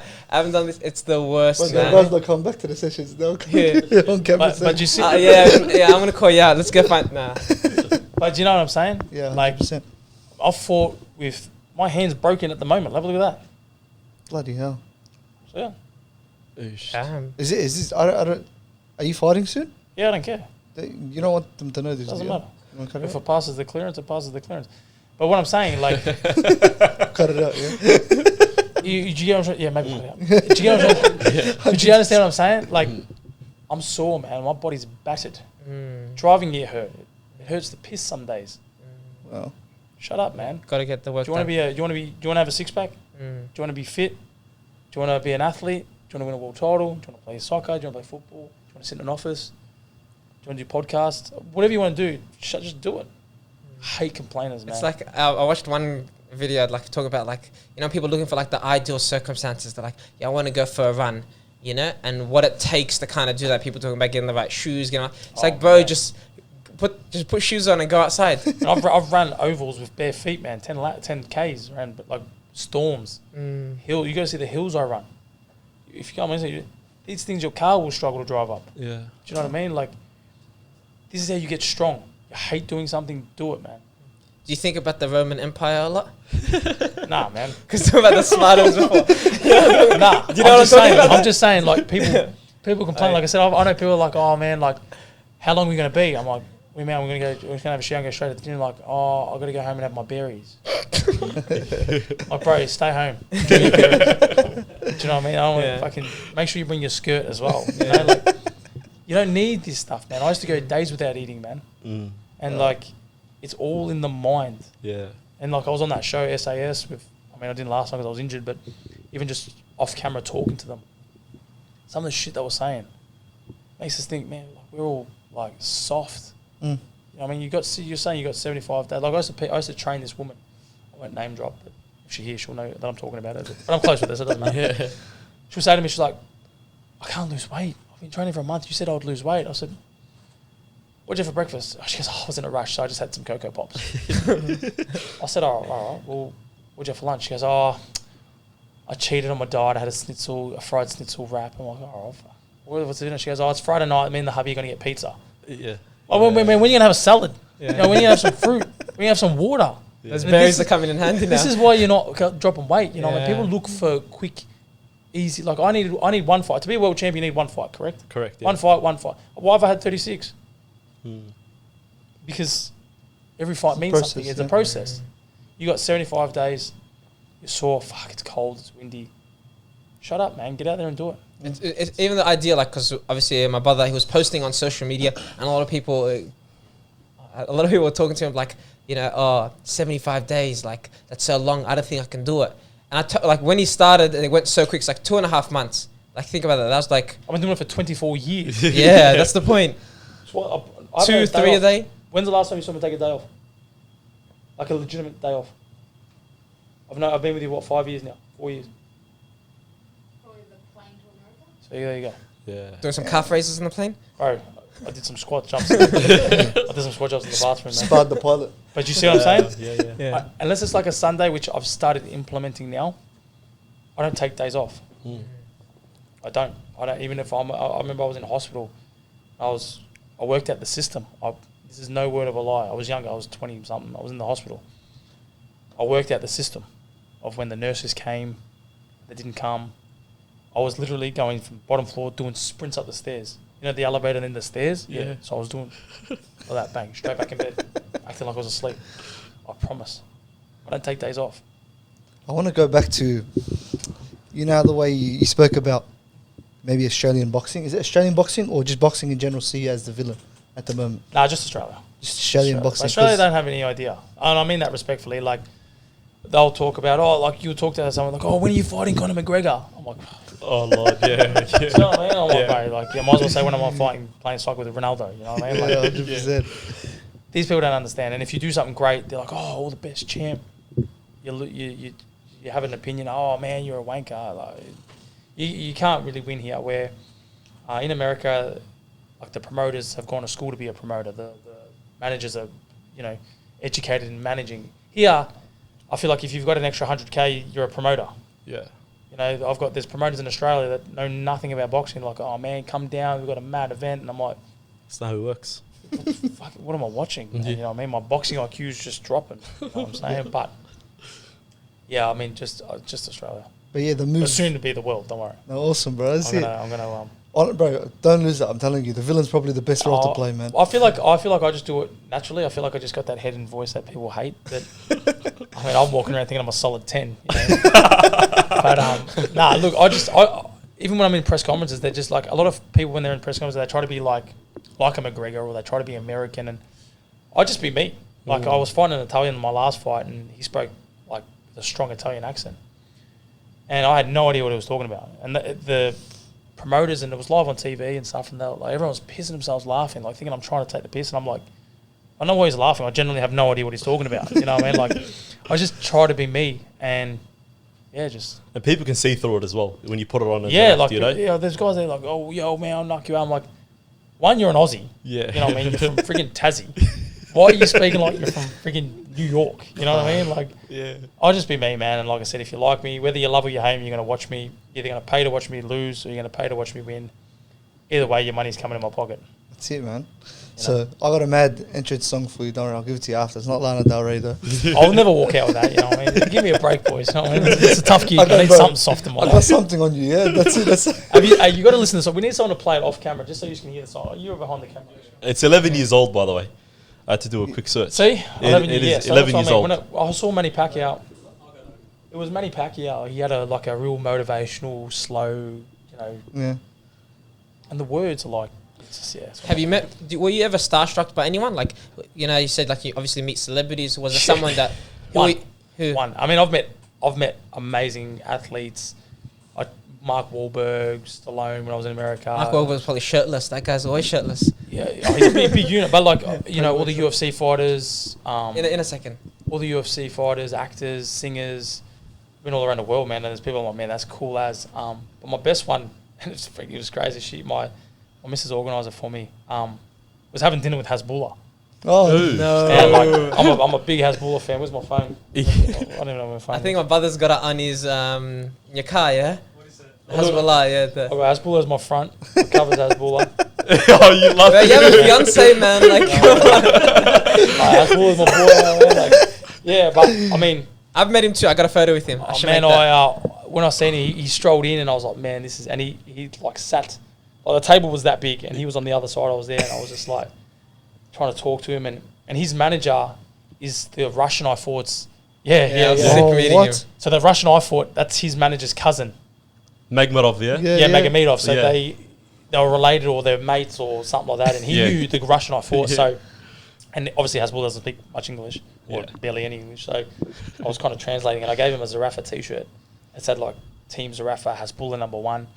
And he just took it and he looked at me and he just nodded his head. And then his manager must have leant over and said in Russian, like, don't be rude. Yeah. And he looked at me and he's like, thank you very much. And he like gave me his hand, but like I couldn't shake his hand. I had to like grab his fingers. Yeah, and, so small, yeah. and but man, he's the cutest little dude, man. I just wanted to steal him.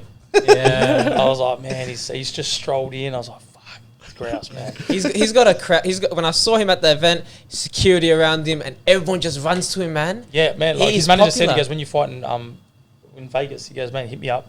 I'll talk to him on Bring him socials. down? Oh, wow. He's like, yeah, man, we'll come down 100%. He goes, we'll support you. I was like, imagine Hasbullah in ringside. He didn't try to punch you or anything? Yeah, he punched me. Yeah, He did punch you, He took okay. my belt. Yeah, he gave me a little headbutt. Yeah. A little like flick That's in the definitely face. Hasbullah then. But yeah, the way he strolled in. Yeah. Oh, nice. So Starstruck by someone that doesn't speak English. Is that small? Oh, man, like, I just, because I wasn't expecting it, Yeah. and like, I just, That's the best gift you could ask for as well. I said to her, the whole lot of, like, all the gifts and all the memories Yeah. was having dinner, because she was there obviously as well, like, we had dinner with Hasbullah. Yeah. That's actually funny, man. Because you met Mark Wahlberg. The guy has like 70 movies. Yeah, He's true. like, don't worry about this guy. He's a midget. I mean, don't get me wrong, it was cool, like, when I saw him, but for me, like in America, like, even like the Big Bang Theory people, Oh yeah. they were there, and I was like, I was freaking out, I was like, man, this is nuts, like Conor McGregor and all these, and they're like, this is normal for us, man, like, this is like, celebrities are here 24/7 shopping, and I'm like, Yeah.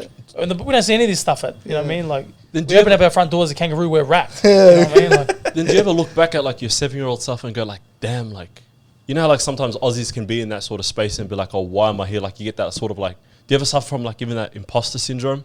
no, like, because I said to myself, that's why I said I wish there's a word or something I could describe of the mental, like, it was inevitable for me, like, it was Yeah. like, it will happen. Gotcha. And like, even when everything's shit and I'm sad and I'm crying and I'm in a worse mood, I'm like, it's gonna happen. Just relax. Like, Yeah. it's just a shit day. Like, but some people are like, no, that's it, I'm done, and we'll go off. And I've said it 1,000 times. People say, how do you stay motivated and stuff? Obviously, people don't live with me, so they don't know. I'm like, man, I don't. Yeah. I'm a human. Yeah. Like, I get sore. I mean, I don't. But I get sore. Who are you looking at? Nah, Oh, nah, okay, nah. no chance of looking at I me. don't, I 75 days is a bit soft. But like, I don't, I'm human, like, Yeah. I get tired, I get sore, I get sad, like, I wake up in the morning, like, this morning I wake up, I was like, fuck, I cannot be bothered. And she's like, just sleep in, have a day off. I was like, yeah, maybe. Then she went to work, I was like, bang, at the gym. 3 hours. Smashed a 10K run, sprints, Stairmaster, 40 minutes, battle rope, slam balls, didn't end. I burnt 3,000 plus calories, you know what I mean, in one session. But I can't. Like, I just gotta do it. When are you guys heading back to Vegas? Is It it? was meant to be the end of this month. We're finalising everything now. We just got off the phone. That's why we were like 5 minutes late, which we do apologise. We're actually early, but we had a call. Yeah. It's calm. With our team in America, Nonito Daenerre and his wife, we're grateful for giving us their time and their knowledge, because Nonito is one of the baddest lightweights or featherweights. He went up, I think, a few divisions, but he's a lightweight, He's a lightweight, one of the baddest lightweights in the sport. So super grateful to be rubbing shoulders with him, and I'll be training alongside him with other greats. But like if they listen to this or they see this, I'm super grateful for them. Yeah. And then the plan is, and can you announce any fight that's coming up? Yeah, so I'm the mandatory. I'm world number 1. I'm the mandatory. So I'll be fighting Erez Lundy Lara for the WBA world title, who arguably Cuban, of course, southpaw. So not only is he a southpaw, which is tricky in itself, he's a Cuban, who I mentioned earlier. They're probably one of the best in the sport. But yeah, he's I watched him growing up. He arguably beat Canelo Alvarez. And he did beat Alvarez, but they gave it to Alvarez on a split decision, and he's beaten big names, been in there with some of the biggest, Jared Hurd, and he's fought some big names. And but I would say he hasn't fought me yet. So not yet. And win, lose or draw, like I said, the no stones will be left unturned, and I'll go out there and give it my absolute all, and that's all you can do. You give 100%. And that's what I said. Sometimes you can rock up and feel like 40% and only give 40%, but on that day, that's your 100%. That's why people try to push. Say, oh man, it was a shit session, and I do it all the time, but I'm saying it to those listening. If you rock up to a gym training, one of your 75-day sessions or whatever it may be, and you're only feeling 40%, you're like, fuck man, but you push that 40%. You've just given 100%. Yeah. Don't always go there thinking, I am the best, I have to be the best, I've got to beat yesterday's time, it's not going to happen. True. Even a Ferrari, you smash it every day. You pedal to metal all the way. It needs a service, man. You can't go around a roundabout at 200 kilometers, can you? You got to slow down sometimes. Anything different at this training camp? Because never. You've seen Lomachenko. His old man made him do the dancing before he even actually boxed to put on the gloves. Yeah, that's a great thing. I change certain aspects of training, but it's a routine for me.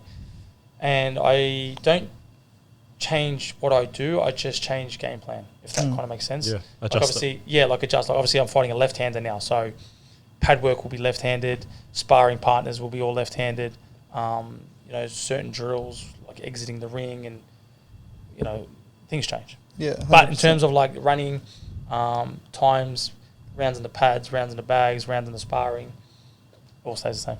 You just adjust on who you're fighting. Just the ice bath now, yeah? Well, now the ice bath. Hey, no matter how strong you are, that's probably one thing you can get me on. No matter how strong you are, and I like to think I'm a tough dude, but they don't get any easier.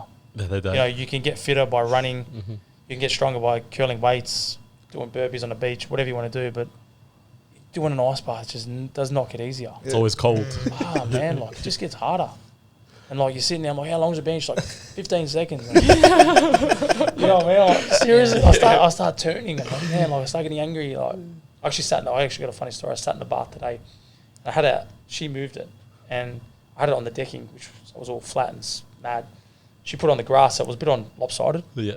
I jumped in there, and I was 15 seconds in, and then next thing you know, it's just tilted. I've fallen straight out. The whole thing's water's gone everywhere. I'm drowning in ice water.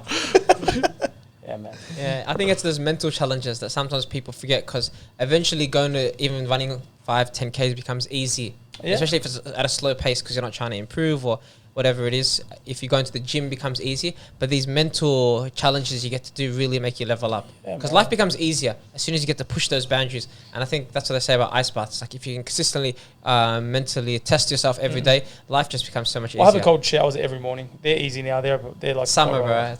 No, I've always done them. They're pretty. Even at 4 a.m, if I get up to train, I'm bang straight into a cold shower. But just the whole concept of getting in an ice bath is just mentally different. Yeah, it just fucking cooks me, man. I get angry. I'm not gonna lie, man. I start turning, and there's no one there. It's tough. But I feel if you can start getting over these, and it takes time. This is what people do wrong. They go to the gym, and I see people. Even this morning, I was at the gym. There was a guy running next to me. I've never seen him in my life. Straight speed 17. This guy's dangerous in a school zone. Yeah, running. And he lasted 30 seconds.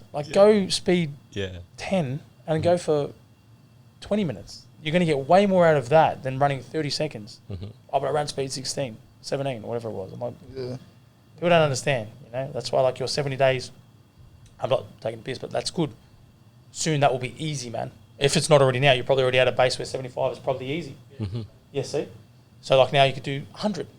And it might be, day 85, 90. I'm starting to feel it now, but we got to 100. You might do that twice, then 100 is easy now. Do it to 150. And then before you know it, you're 24 years in. Yeah. It's a lifestyle. It's a lifestyle. Yeah, and you develop like a base standard. It's like some people that go to the gym and after 40 minutes they're like, I'm just wrecked. Yeah, man, and that's everyone. eventually it's just your base standard. What's your bare minimum just keeps getting. Yeah. you know, And if it is higher and 40 higher. minutes, don't try to aim. People try to go, I count my calories and I do this and I weigh my food. And do you know what? If you saw what I eat, people will freak out. Like, I don't believe in diet. As soon as you hear diet, what do you think? Salad, Yeah. grilled chicken, Restriction. vegetables. Yeah. I can't have this. Man, I'm eating whatever the hell I want. If I want to go home and have a pepperoni pizza or KFC, and I'll eat it.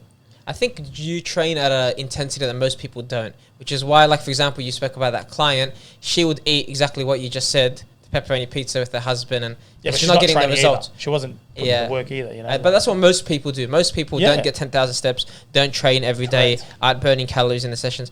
So even they probably should be on a structured food plan. And that's why I love like I love kind my of food. You structure. know, I love my sugars. I'm a big kid when it comes to like the sugars, chocolates, and lollies and stuff. So I know, like, if that's my go-to. Imagine if I had to train as hard as I'm training and then eat as well as you're meant to eat. You'll go insane, man. Yeah. Imagine if Facts. you're meant to have a sparring session, then go home and have a grilled chicken breast and some vegetables. No, Man, you you'd be kill like, yourself. Broccoli and white Yeah, rice. It's not worth it. you know what I mean? Like, it's it's boring. It's not a lifestyle for me. I'm like, you know what? I'll put in that extra 5 kilometers. I'll feel good. I'll look good. The hard work's done. It's not gonna be bad for you because the week of the fight I freshen up anyway. I'm doing all my recovery, my ice baths now. Yeah. So, everything's works out the way it is, man. You know, Are you a coffee head? nah, I don't really drink it. No, Ah. I'll look at my pre-workouts in the morning and have 10 scoops. Nah, How many milligrams do you go for? nah, I don't know. I just take. Not 10 scoops. That's Nah, not. well, no, I got this new one. It's got one. It's called like zombies. I don't know. It's got like.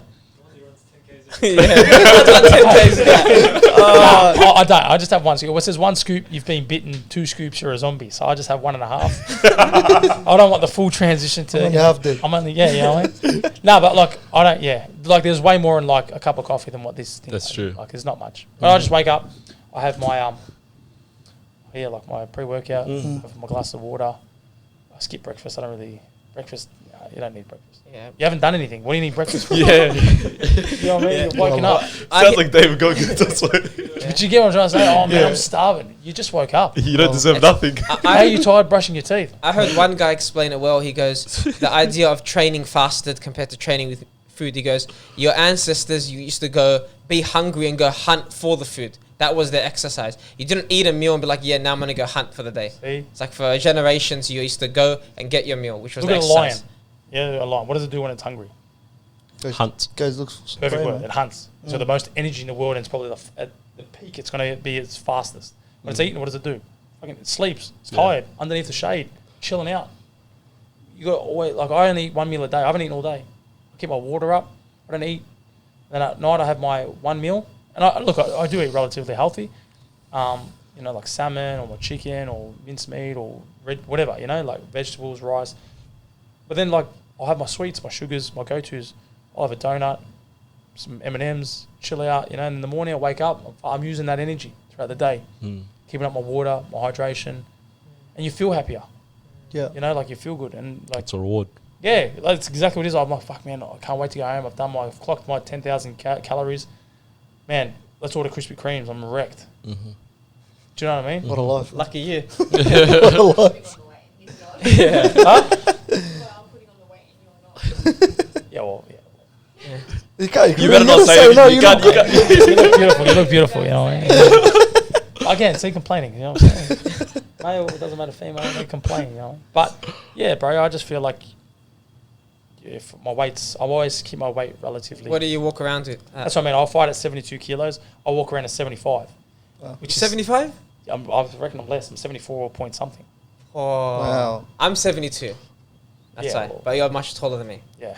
Well, but and then you're your body fat must be... What? Yeah, all And right. you're smack. I'll take your 2 front teeth. Nah, but but see, that's what I mean. A lot of fighters, that's not good to do what I'm doing. Like normally when you're fighting at 72, you walk around 80. Correct, yeah. I don't like doing that. That's what I mean. I always stay close to my weight, and then I just maintain. Yeah. Like I eat shit. So today, for example, tomorrow I'm in the gym burning that off. So I'm just doing Your this all weight the cut at time. the end isn't I too much. predicted Yeah. you'd be walking at 80. I do. Yeah, Yeah, that's what you know, said like- before. yeah. You thought you walked down to 80. Nah, so I was light. Wow. Last 2 weeks I Very was light, 70 man. kilos. Very light. Cheeky Yeah, as 2 weeks cyborg. ago I was under my weight division.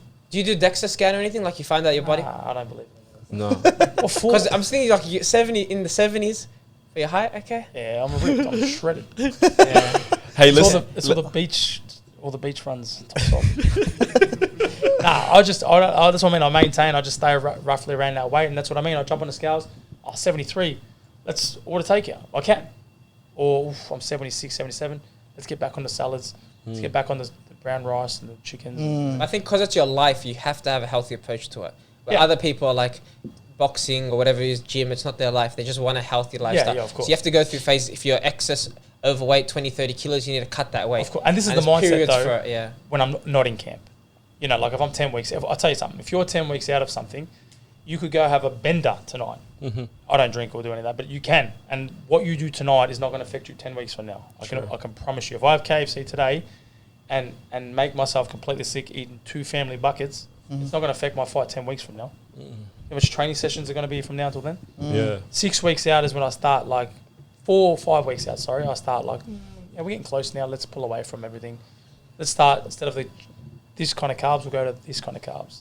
Then 2 weeks out, those kind of carbs would go to those kind of carbs. And then, That's like the Volkanovski approach. yeah. Like so- he's always ready, on demand. You know what I mean? man. It's And a he lifestyle drinks, for him. He drinks his wine, he posts it, drinks wine, he has barbecues, he's always eating red meat and always eating carbs. But he says, like, I'm 4 weeks out of a fight, I don't have to go crazy. I can still Yeah. taste and eat this. And you gotta have a balance. And my balance might not work for you, and your balance might not work for somebody else. But you just got to find, and you just, The method to the yeah, madness. people say I don't believe in nutritionists, and Dietitians and I don't eat red meat. They keep looking at me. Is it because it looks like a vegan? What is I'm it? on a couch so everyone can see you.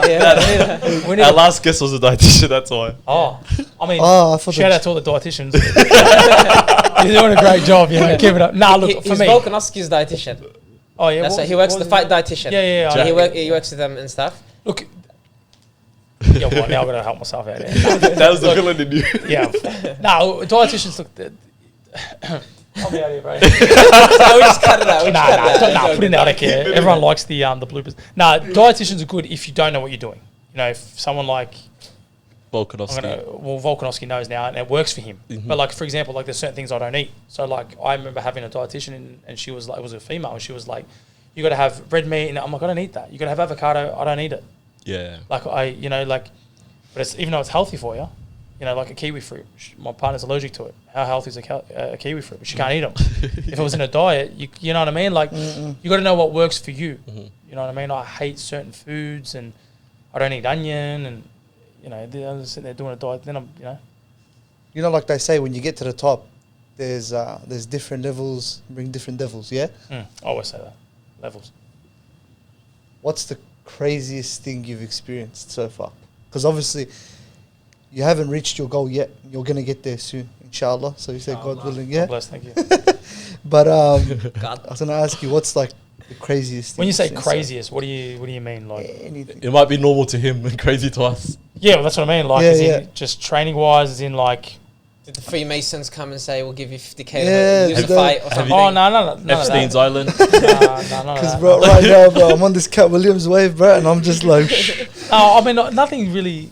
I mean, I've got some pretty cooked stories, but I mean nothing weird in terms of like training wise or like media. I don't know. Have I got anything crazy that I could bring up? Not boxing related. Unless you're talking about other sort of things. Did someone ever ask you to like lose a fight and they'll pay you money? Like, obviously, you can get offered. You don't have to take it. the mafia, the mob, yeah. Nah, The nothing. Italian guy that you fought last. The mob come after you and tell Nah, you, I smoked him. He was actually not a bad dude, but nah, I don't. No, nothing I can really think of. Nothing Like crazy. nothing that's like, oh man, like illegal or like black book stuff. Yeah. Any perks that you received because of your position as a fighter? Oh man, you get He doesn't even say it's from Craig anymore. So what do you think? Yeah, man, Craig. Where Where do you claim now? I'm Las Vegas now. I'm raw. I'm just a local boy, man. I don't change for nobody. There's heaps of perks. The people you meet. I get cars. I had Maserati. I've had Mercs. I've had Mustangs. The FairDinkum podcast. FairDinkum. You boys, Yeah. you meet great people. Someone's vibrating. I think it's you. But I need to get rid of this, You know man. what I mean? I thought it was someone Um, else. It's Yeah. a moment of jab, yeah? Your daughter's vibrating in your pocket. I was like, man, this couch is mad. You got no life. You got sick couches. I'll show you the video later of what I Oh. was referencing there. Yeah, man. I mean, you get cool things, but then there's also a lot of shit things you see too. Like, again, true. before you see me driving around in a Maserati or a Mustang. Shout out to Ford, Bayford, Hipping, The boys. the boys. But before they see you driving around these things, I've had 1,000 no's. Hey man, I'm world number one, Michael Zerafa, and I'd love to be aligned with a brand like yourself and prestige, this, that. And sorry, unfortunately, we're not looking for anybody. See ya. So, next person. Hey guys, I'm Michael Zerafa. I just want to share. Nah. You might get one. We've sent. How many emails do you reckon we've sent? For a car dealership, I remember one day I sent about 64 emails. Wow. I can't even think of 64 brands. No, Victoria wide. I went Shepherd and Bendigo. See what I mean? Ballarat, and 64. every car Oh, you'll wake up and refresh. Fuck, Zerafa's got a brand new Merc. Man, you just got given a Merc. Social media is the key. And I do it. Everything you post on me, I'm always happy. Yeah.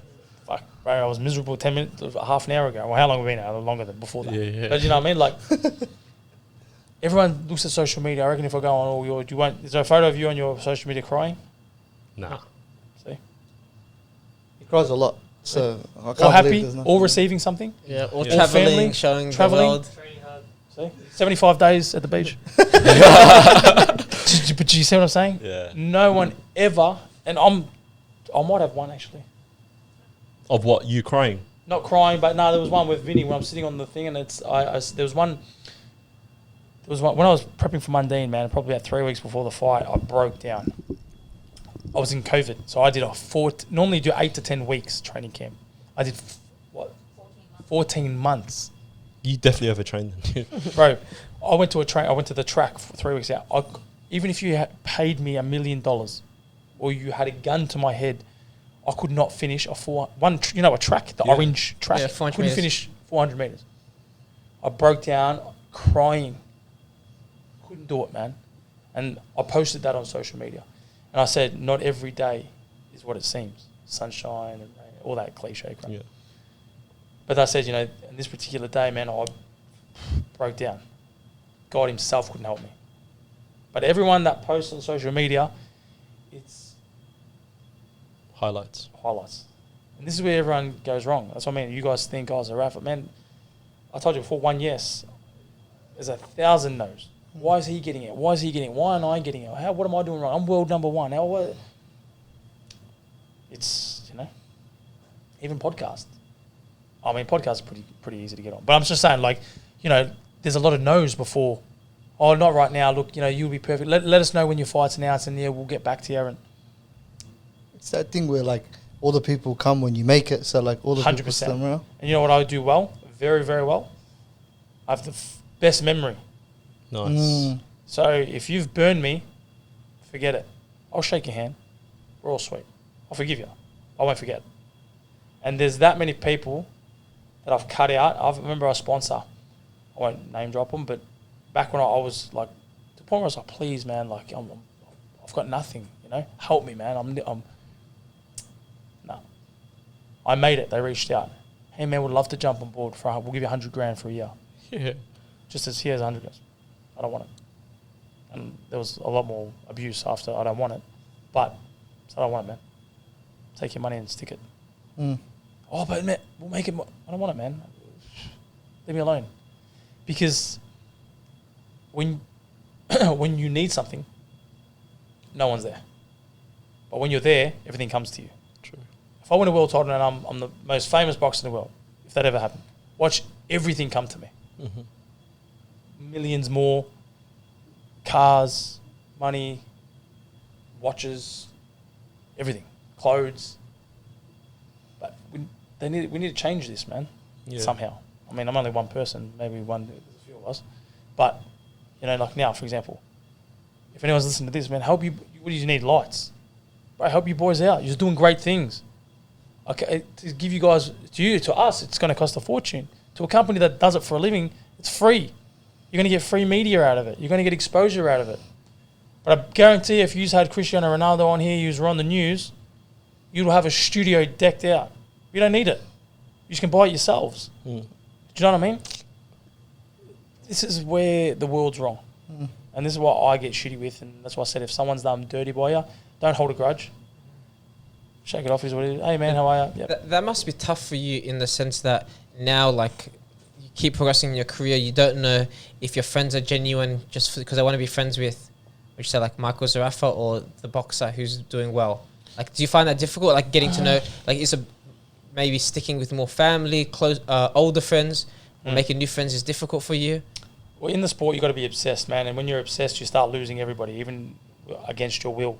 Because everyone wants to go out and party or go here or go there, or even, hey, man, it's my son's birthday, or hey, but you're not there. So you will lose those people unintentionally, you know, because, hey, I can't, I just finished training, I've got this thing, I've got media, or a podcast got to go on. Like, I'm here to elevate my career. I'm trying to, you know, level up. I can't be, you know, doing things that you want me to do as much. I'd love to be there. So you lose people unintentionally. And I tell everyone, keep your circle small. And I always go back to this cringy, like, what's the thing? Metaphor. Thank you. This cringy metaphor I always go back to, and I always say is a career should be like a mountain. You're like Mount Everest. Picture like a big snowy mountain. On the bottom of the mountain, how many people can you fit? Heaps. You fit a world on the bottom. Yeah. You can fit the world. As you climb that mountain, it gets steeper and steeper, correct? On the top of the mountain, how many people you reckon you can hug on the top? 3, 4? Just standing there hugging? That should be your career. Keep your circle small. At the bottom of is the start of your career. That's where everyone stands. Oh, yeah, man, I want to, you know. As you get up, keep it smaller, man. You know, we call them backslappers. Everyone's like, hey, Zerafa, hey, man. Yeah. Hey, brother, hey, man, I did that for you. Remember that time? On the top of the mountains, it's a point comes to a point. Same with the Christmas tree. Comes to a point. The star goes on top. On that mountain as well, when you're at the very top, let's talk the future real quick, yeah? That day when you're fighting, let's say, for the world championship, yeah? Have you thought of that day, envisioned it to the T? Ask her that question. I think I've got a recording of it. You have? Because I want to know what song you're walking out to as well. It's gonna be Superhero by. You have checked the song, haven't you? I have the same song. I don't change my song. I have. Oh, you don't? Nah. So my entrance is exactly the same. When I walk out, a certain beat of the song, I try to make it all add up to the exact same part of when I'm walking out, when I get up to the stairs. It's all the same. Gets you in the zone. Yeah, it's just my ritual. And to the point where people are like, man, it's the same. Like, it's identical. And I like that you do something enough that people like, oh, man, like when they say my name when I'm in the ring, you know, when a lot of people just put their hand up, or like I've got this certain thing that I do. Yeah. And, you know, like I lean forward, I kiss my glove, I lean back, and people now know that that's my signature move. Do you know what I mean? So my weigh-in, I do a signature thing, you know, like I stand on there and I do this certain thing, and I like that, man. But my song, if you must know my song, is The Hall of Fame by The Script. Oh yeah. Do you know that song? Yeah. Standing in a Yeah, that one. Yeah. I don't know, man. For me, it's a touching song. It's a song that you've come from nothing. You know, one day everyone's going to know your name, and I feel like people that walk out to AC/DC, which I have in my early days, my first 2 fights, and then I thought, what the hell am I doing? I'm rocking out here, my head's banging, I got a migraine before I fight. It's going off. But Hall of Fame, man. It's just I've envisioned that. I reckon 50 times a day, and I'm not even joking. Seem like you listen to country music. Is it true? I do listen to country music. I don't mind it. I can just tell. The legs, the knee slappers. the yodels. Yeah, the yodels. Yeah. Oh man, look, if it sounds good, I'll listen to it. I just don't like any of that. Like, I'm not a big fan of that. I'm probably going to get drilled for this, but I don't like the Drake and. You don't like hip hop? Not really, man. I'm not a big fan of the J. Cole. I don't know, man. I listen because I'm always in the gym. Yeah, I mean, you yeah. can't really. It's saturated, yeah. Yeah, you know, you can't be hitting, you know, blokes with uppercuts listening to J. Cole. You know what I mean? Or Lana Del Rey now. She's Hey, not- on the ritual one, do you have one ritual other than the song that you do all the time that like no one knows about? Are you superstitious? a little bit, yeah, man. You are, yeah. Yeah. Like Rafael Nadal, you know, he does that thing Yeah, with the I'll do water certain- bottles. Yeah, like my entrance is one of them. But like there's certain things of like my socks, the way I tie my boots, which hand goes in first. Yeah. My hands have to be wet. There's a lot of things I eat, things I do, songs I listen to. Mm. A lot of things are very. I go to church the night before, or normally on the day if it's closed. Mhm. But yeah, on the day I'll go to a church and. Remember last time we were running around, I was literally driving around. I should be relaxing. I was driving around trying to find church all around the city. I'm like, man, I was knocking on doors. We found one. But Couple Hail Marys. yeah, I mean, I just, again, like I don't go there and say what a typical Catholic will say. I'll just go, hey, bro, it's me, you know. Mm. Again, hope you're well. Sorry for the things I've done, the things I continue to do. You know, I try to be a better person, a better man, a better fiance, better, you know, uncle, brother, whatever. Tonight I'm going to war. Give me the strength, the power, you know, and it's only going to be me and you in there. You know, I love you for giving me the opportunity, and let's do this. Amen. You know, something small like that. You know, and in my head, he might be sitting up there laughing at me like, "Have a look at this bloke," but in my head, it's done. You know, like you know what I'm saying, like. I get you. Yeah, you've set the scene Yeah, now. you Bang. know, like I'm going in there because you walk out with your army, but at a certain point, you go up the stairs, your army doesn't, and yeah, it's just you and God in there, man. Mm. And him. Facts. You're gonna press to find a church in Las Vegas now. No, they're pretty spiritual over there. Are they, do they have a lot of churches? Pretty sure they do, man. Like, Is that I'll one way find to find out? The I'll one just on- find a priest. The one on Hangover where they do the Yeah, the elope and shit. I'll just find a priest. I'll just get him in my change rooms, and I'll just like, look, man, you Crazy. just gotta listen to me for a couple of minutes, man. No, that'd be. But yeah, I don't know, man. I get real spiritual when it comes to fight time, Bro, which is wrong. It is wrong, and for the Catholics, I do apologize because it should be always be like this. Not only when you fight, you know. Correct, yeah. Like I get you. I should always be getting up and thanking God, and I think I'm grateful, but like I just because it's like everyday life, you know. It's just I just do it. I don't really think about it, but and again, like the Muslims, you know, they get up five times again, which is great. You know, I mean, don't have the schedule to do that, but you know what I mean. Like you guys make times, and it's Yeah. not an excuse. Exactly. Yeah, the complaining. We don't have an thing option. before, That's Exactly. That's There a we go. complaint. Exactly, but for me, because if I'm not there, my trainer goes home, and then I miss out on the session. So, but you know, it's a beautiful thing, and you guys do it every day. You know, and that's what I'm saying. I should be doing that. I mean, 5 times is obviously we don't do that, but even once, you know, or at night time, there's no excuse at night time. I should be doing it. And again, I only feel like I go down that path when it comes to Yeah. Life and fight death. time, which is wrong. They Which call is it the at sea stuff. Like, you know, like when somebody's saying they're an atheist the whole time and then they get lost at sea. And they're playing. Then they with start looking yeah, up, see? you know? Yeah, that's While for the me. plane gets turbulence, yeah. Yeah, oh my God, please help me, you know, like, and God. and I'm the first to do it. But, you know, I am religious, and I believe in God, and I am faithful to him, and I do go to church when I need to. But I should be more On the reflecting conversation, what do you want to be remembered for? It's a deep question. That's a deep question, I'll give him because a- what I wanted to be known for, I can't, because obviously, I don't know if you've heard about the whole Tim Zoo stuff that happened, and the fight didn't happen, and I got...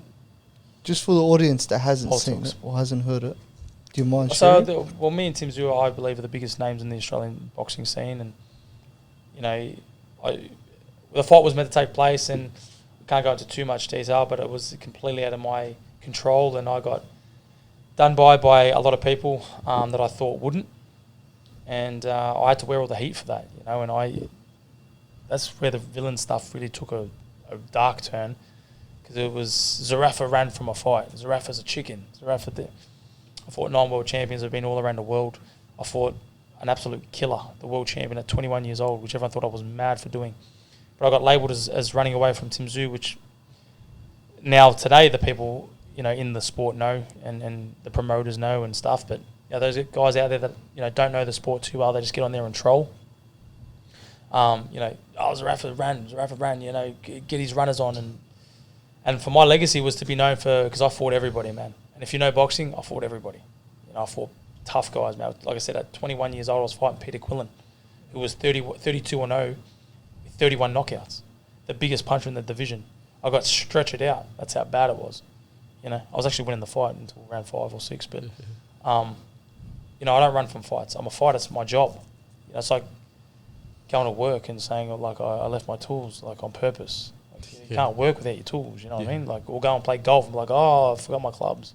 Like, how do you forget your clubs playing golf? You know what I mean? That's what all you need, you know what I mean, and a golf ball. But my legacy was that fighter that fought everybody. And I can save that by fighting these guys I'm fighting, but I also want to be known as someone that gave back. You know, for me, I don't care if I'm not a multi-billionaire or a millionaire. You know, as long as my family's well off in terms of health and got a roof over their head, and I can give my family what I never had. You know, my kids to be and my wife and, you know, my family and the guys that stuck around me, that small circle. If I can give back to those guys and set myself up, man, I've won in life. You know, I was never motivated by money. I love it. You know, I'm not motivated to have it. I'm just scared not to have it. Because growing up, I didn't have it. It scares me not having it. Because now, you know, I've got it.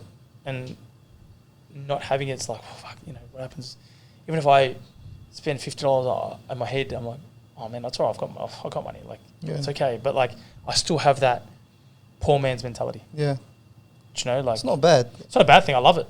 I mean, you know, and I'm Maltese, so it fits the part. But yeah, like I agree. Yeah, well, yeah, thanks. But yeah, like I get scared of not having it. I don't care about money. Money never motivated. My first fight, I made $200. I was wrapped. I was shouting to boys at the bar. You know what I mean? I was like, man, 18 years old, I'm getting paid to fight. Like $200, man. I'm the Don. If I was caring about money, I would have never fought. You know, I would have retired years ago. And the things I've been through, it's just that, like, that world title I've had. I want to write a book, man. Like, because I've had the shittest career in terms of, like, everything's gone wrong, literally. And I've had, like, TV presenters and the head of Fox Sports. How's these kids still going? Like, how? You know, like, it's amazing how he just keeps going. And he said to me, he goes, if you ever win a world title, you have the best story in the sport I've ever seen. To overcome everything and win. And that's what I want to be known for. That. Never give up. I don't need berries to train. I don't care how sore my body is. I don't need an ice bath. Like that David Goggins, that you know, that mentality of just, this guy's a weapon, man. Like you say Ann Middleton. You know who Ann Middleton is? The SAS guy. The guy that's on SAS. Oh, yeah. You say to me to him, I just think, beast. Weapon. David Goggins to everybody. Weapon. Beast. Michael Zerafa. Beast. Yeah. Like that, you know? That mindset of like, man, Zerafa ran 100 Ks, didn't even have a sip of water. Like that mentality, you know, like that. Just, let's do a Zerafa run. Yeah. Let's go, you know? That's the legacy I want, you know? Who's going to carry the boats? Yeah, you know. Like, that's a beautiful way to end it, man. You know what I mean? Like, that's what I want. Like, that, like, and he had the biggest heart. He was a villain. He overcame everything. He fought everybody. He won a world title. He gave back to the community. He opened up this place. He opened up that place. The kid's relentless, man. The guy's a beast. You don't want to take part, you want to take over. Literally, man. As Conor McGregor said, yeah, man, we ain't taking part, we're taking over. Yeah. Do it, man. That's honestly, we're so grateful that you came on the podcast. Honestly, man, I appreciate you being here. I love it. I think we're all gonna have a lot of takeaways. I think the audience is probably gonna love it, man. We appreciate it so much, and we wish you nothing but the best, and we hope you achieve all your goals. I appreciate it. Will we see you at a fight? Are we invited to a fight? 100%, man. If I fight him, hey, man, if you can get down to Vegas, I'll get you front row tickets. 100%. I'll have you boys backstage. You can cover it, man. 100%. If you guys can come to Vegas, I'll make that happen. No dramas at all, man. Bro, what a vlog that would be, yeah? Yeah, that would be a crazy vlog. On the plane, you know, you can 100%. And that's a promise. I've said it live. I'll even if I have to pay for it myself, I'll have you front row, back row. In appreciate the back that, rooms. man. Yeah. Oh, we appreciate it. Sounds like shut up quickly. So it's coming out of my. It's did coming you out. say business class tickets there? Look, you're going to be sitting under where the baggage goes, all right? Just letting you know, I didn't tell you you're going to get there in comfort. But, Now, look, I'd love to have you boys there, and like I said, if you guys can get yourselves over there, I'll definitely arrange some tickets for you boys. That's no Appreciate it, dramas. bro. That'll be Appreciate so it. sick. Obviously, the audience know where to find Zerafa, social media, easy to find him. Keep up to date with everything he's doing. Soon to be world champion. And I hope you guys enjoyed the episode. Remember to like, comment, and subscribe. I'll see you next week. I got one more thing. I want you to repeat after me. Say ashhadu.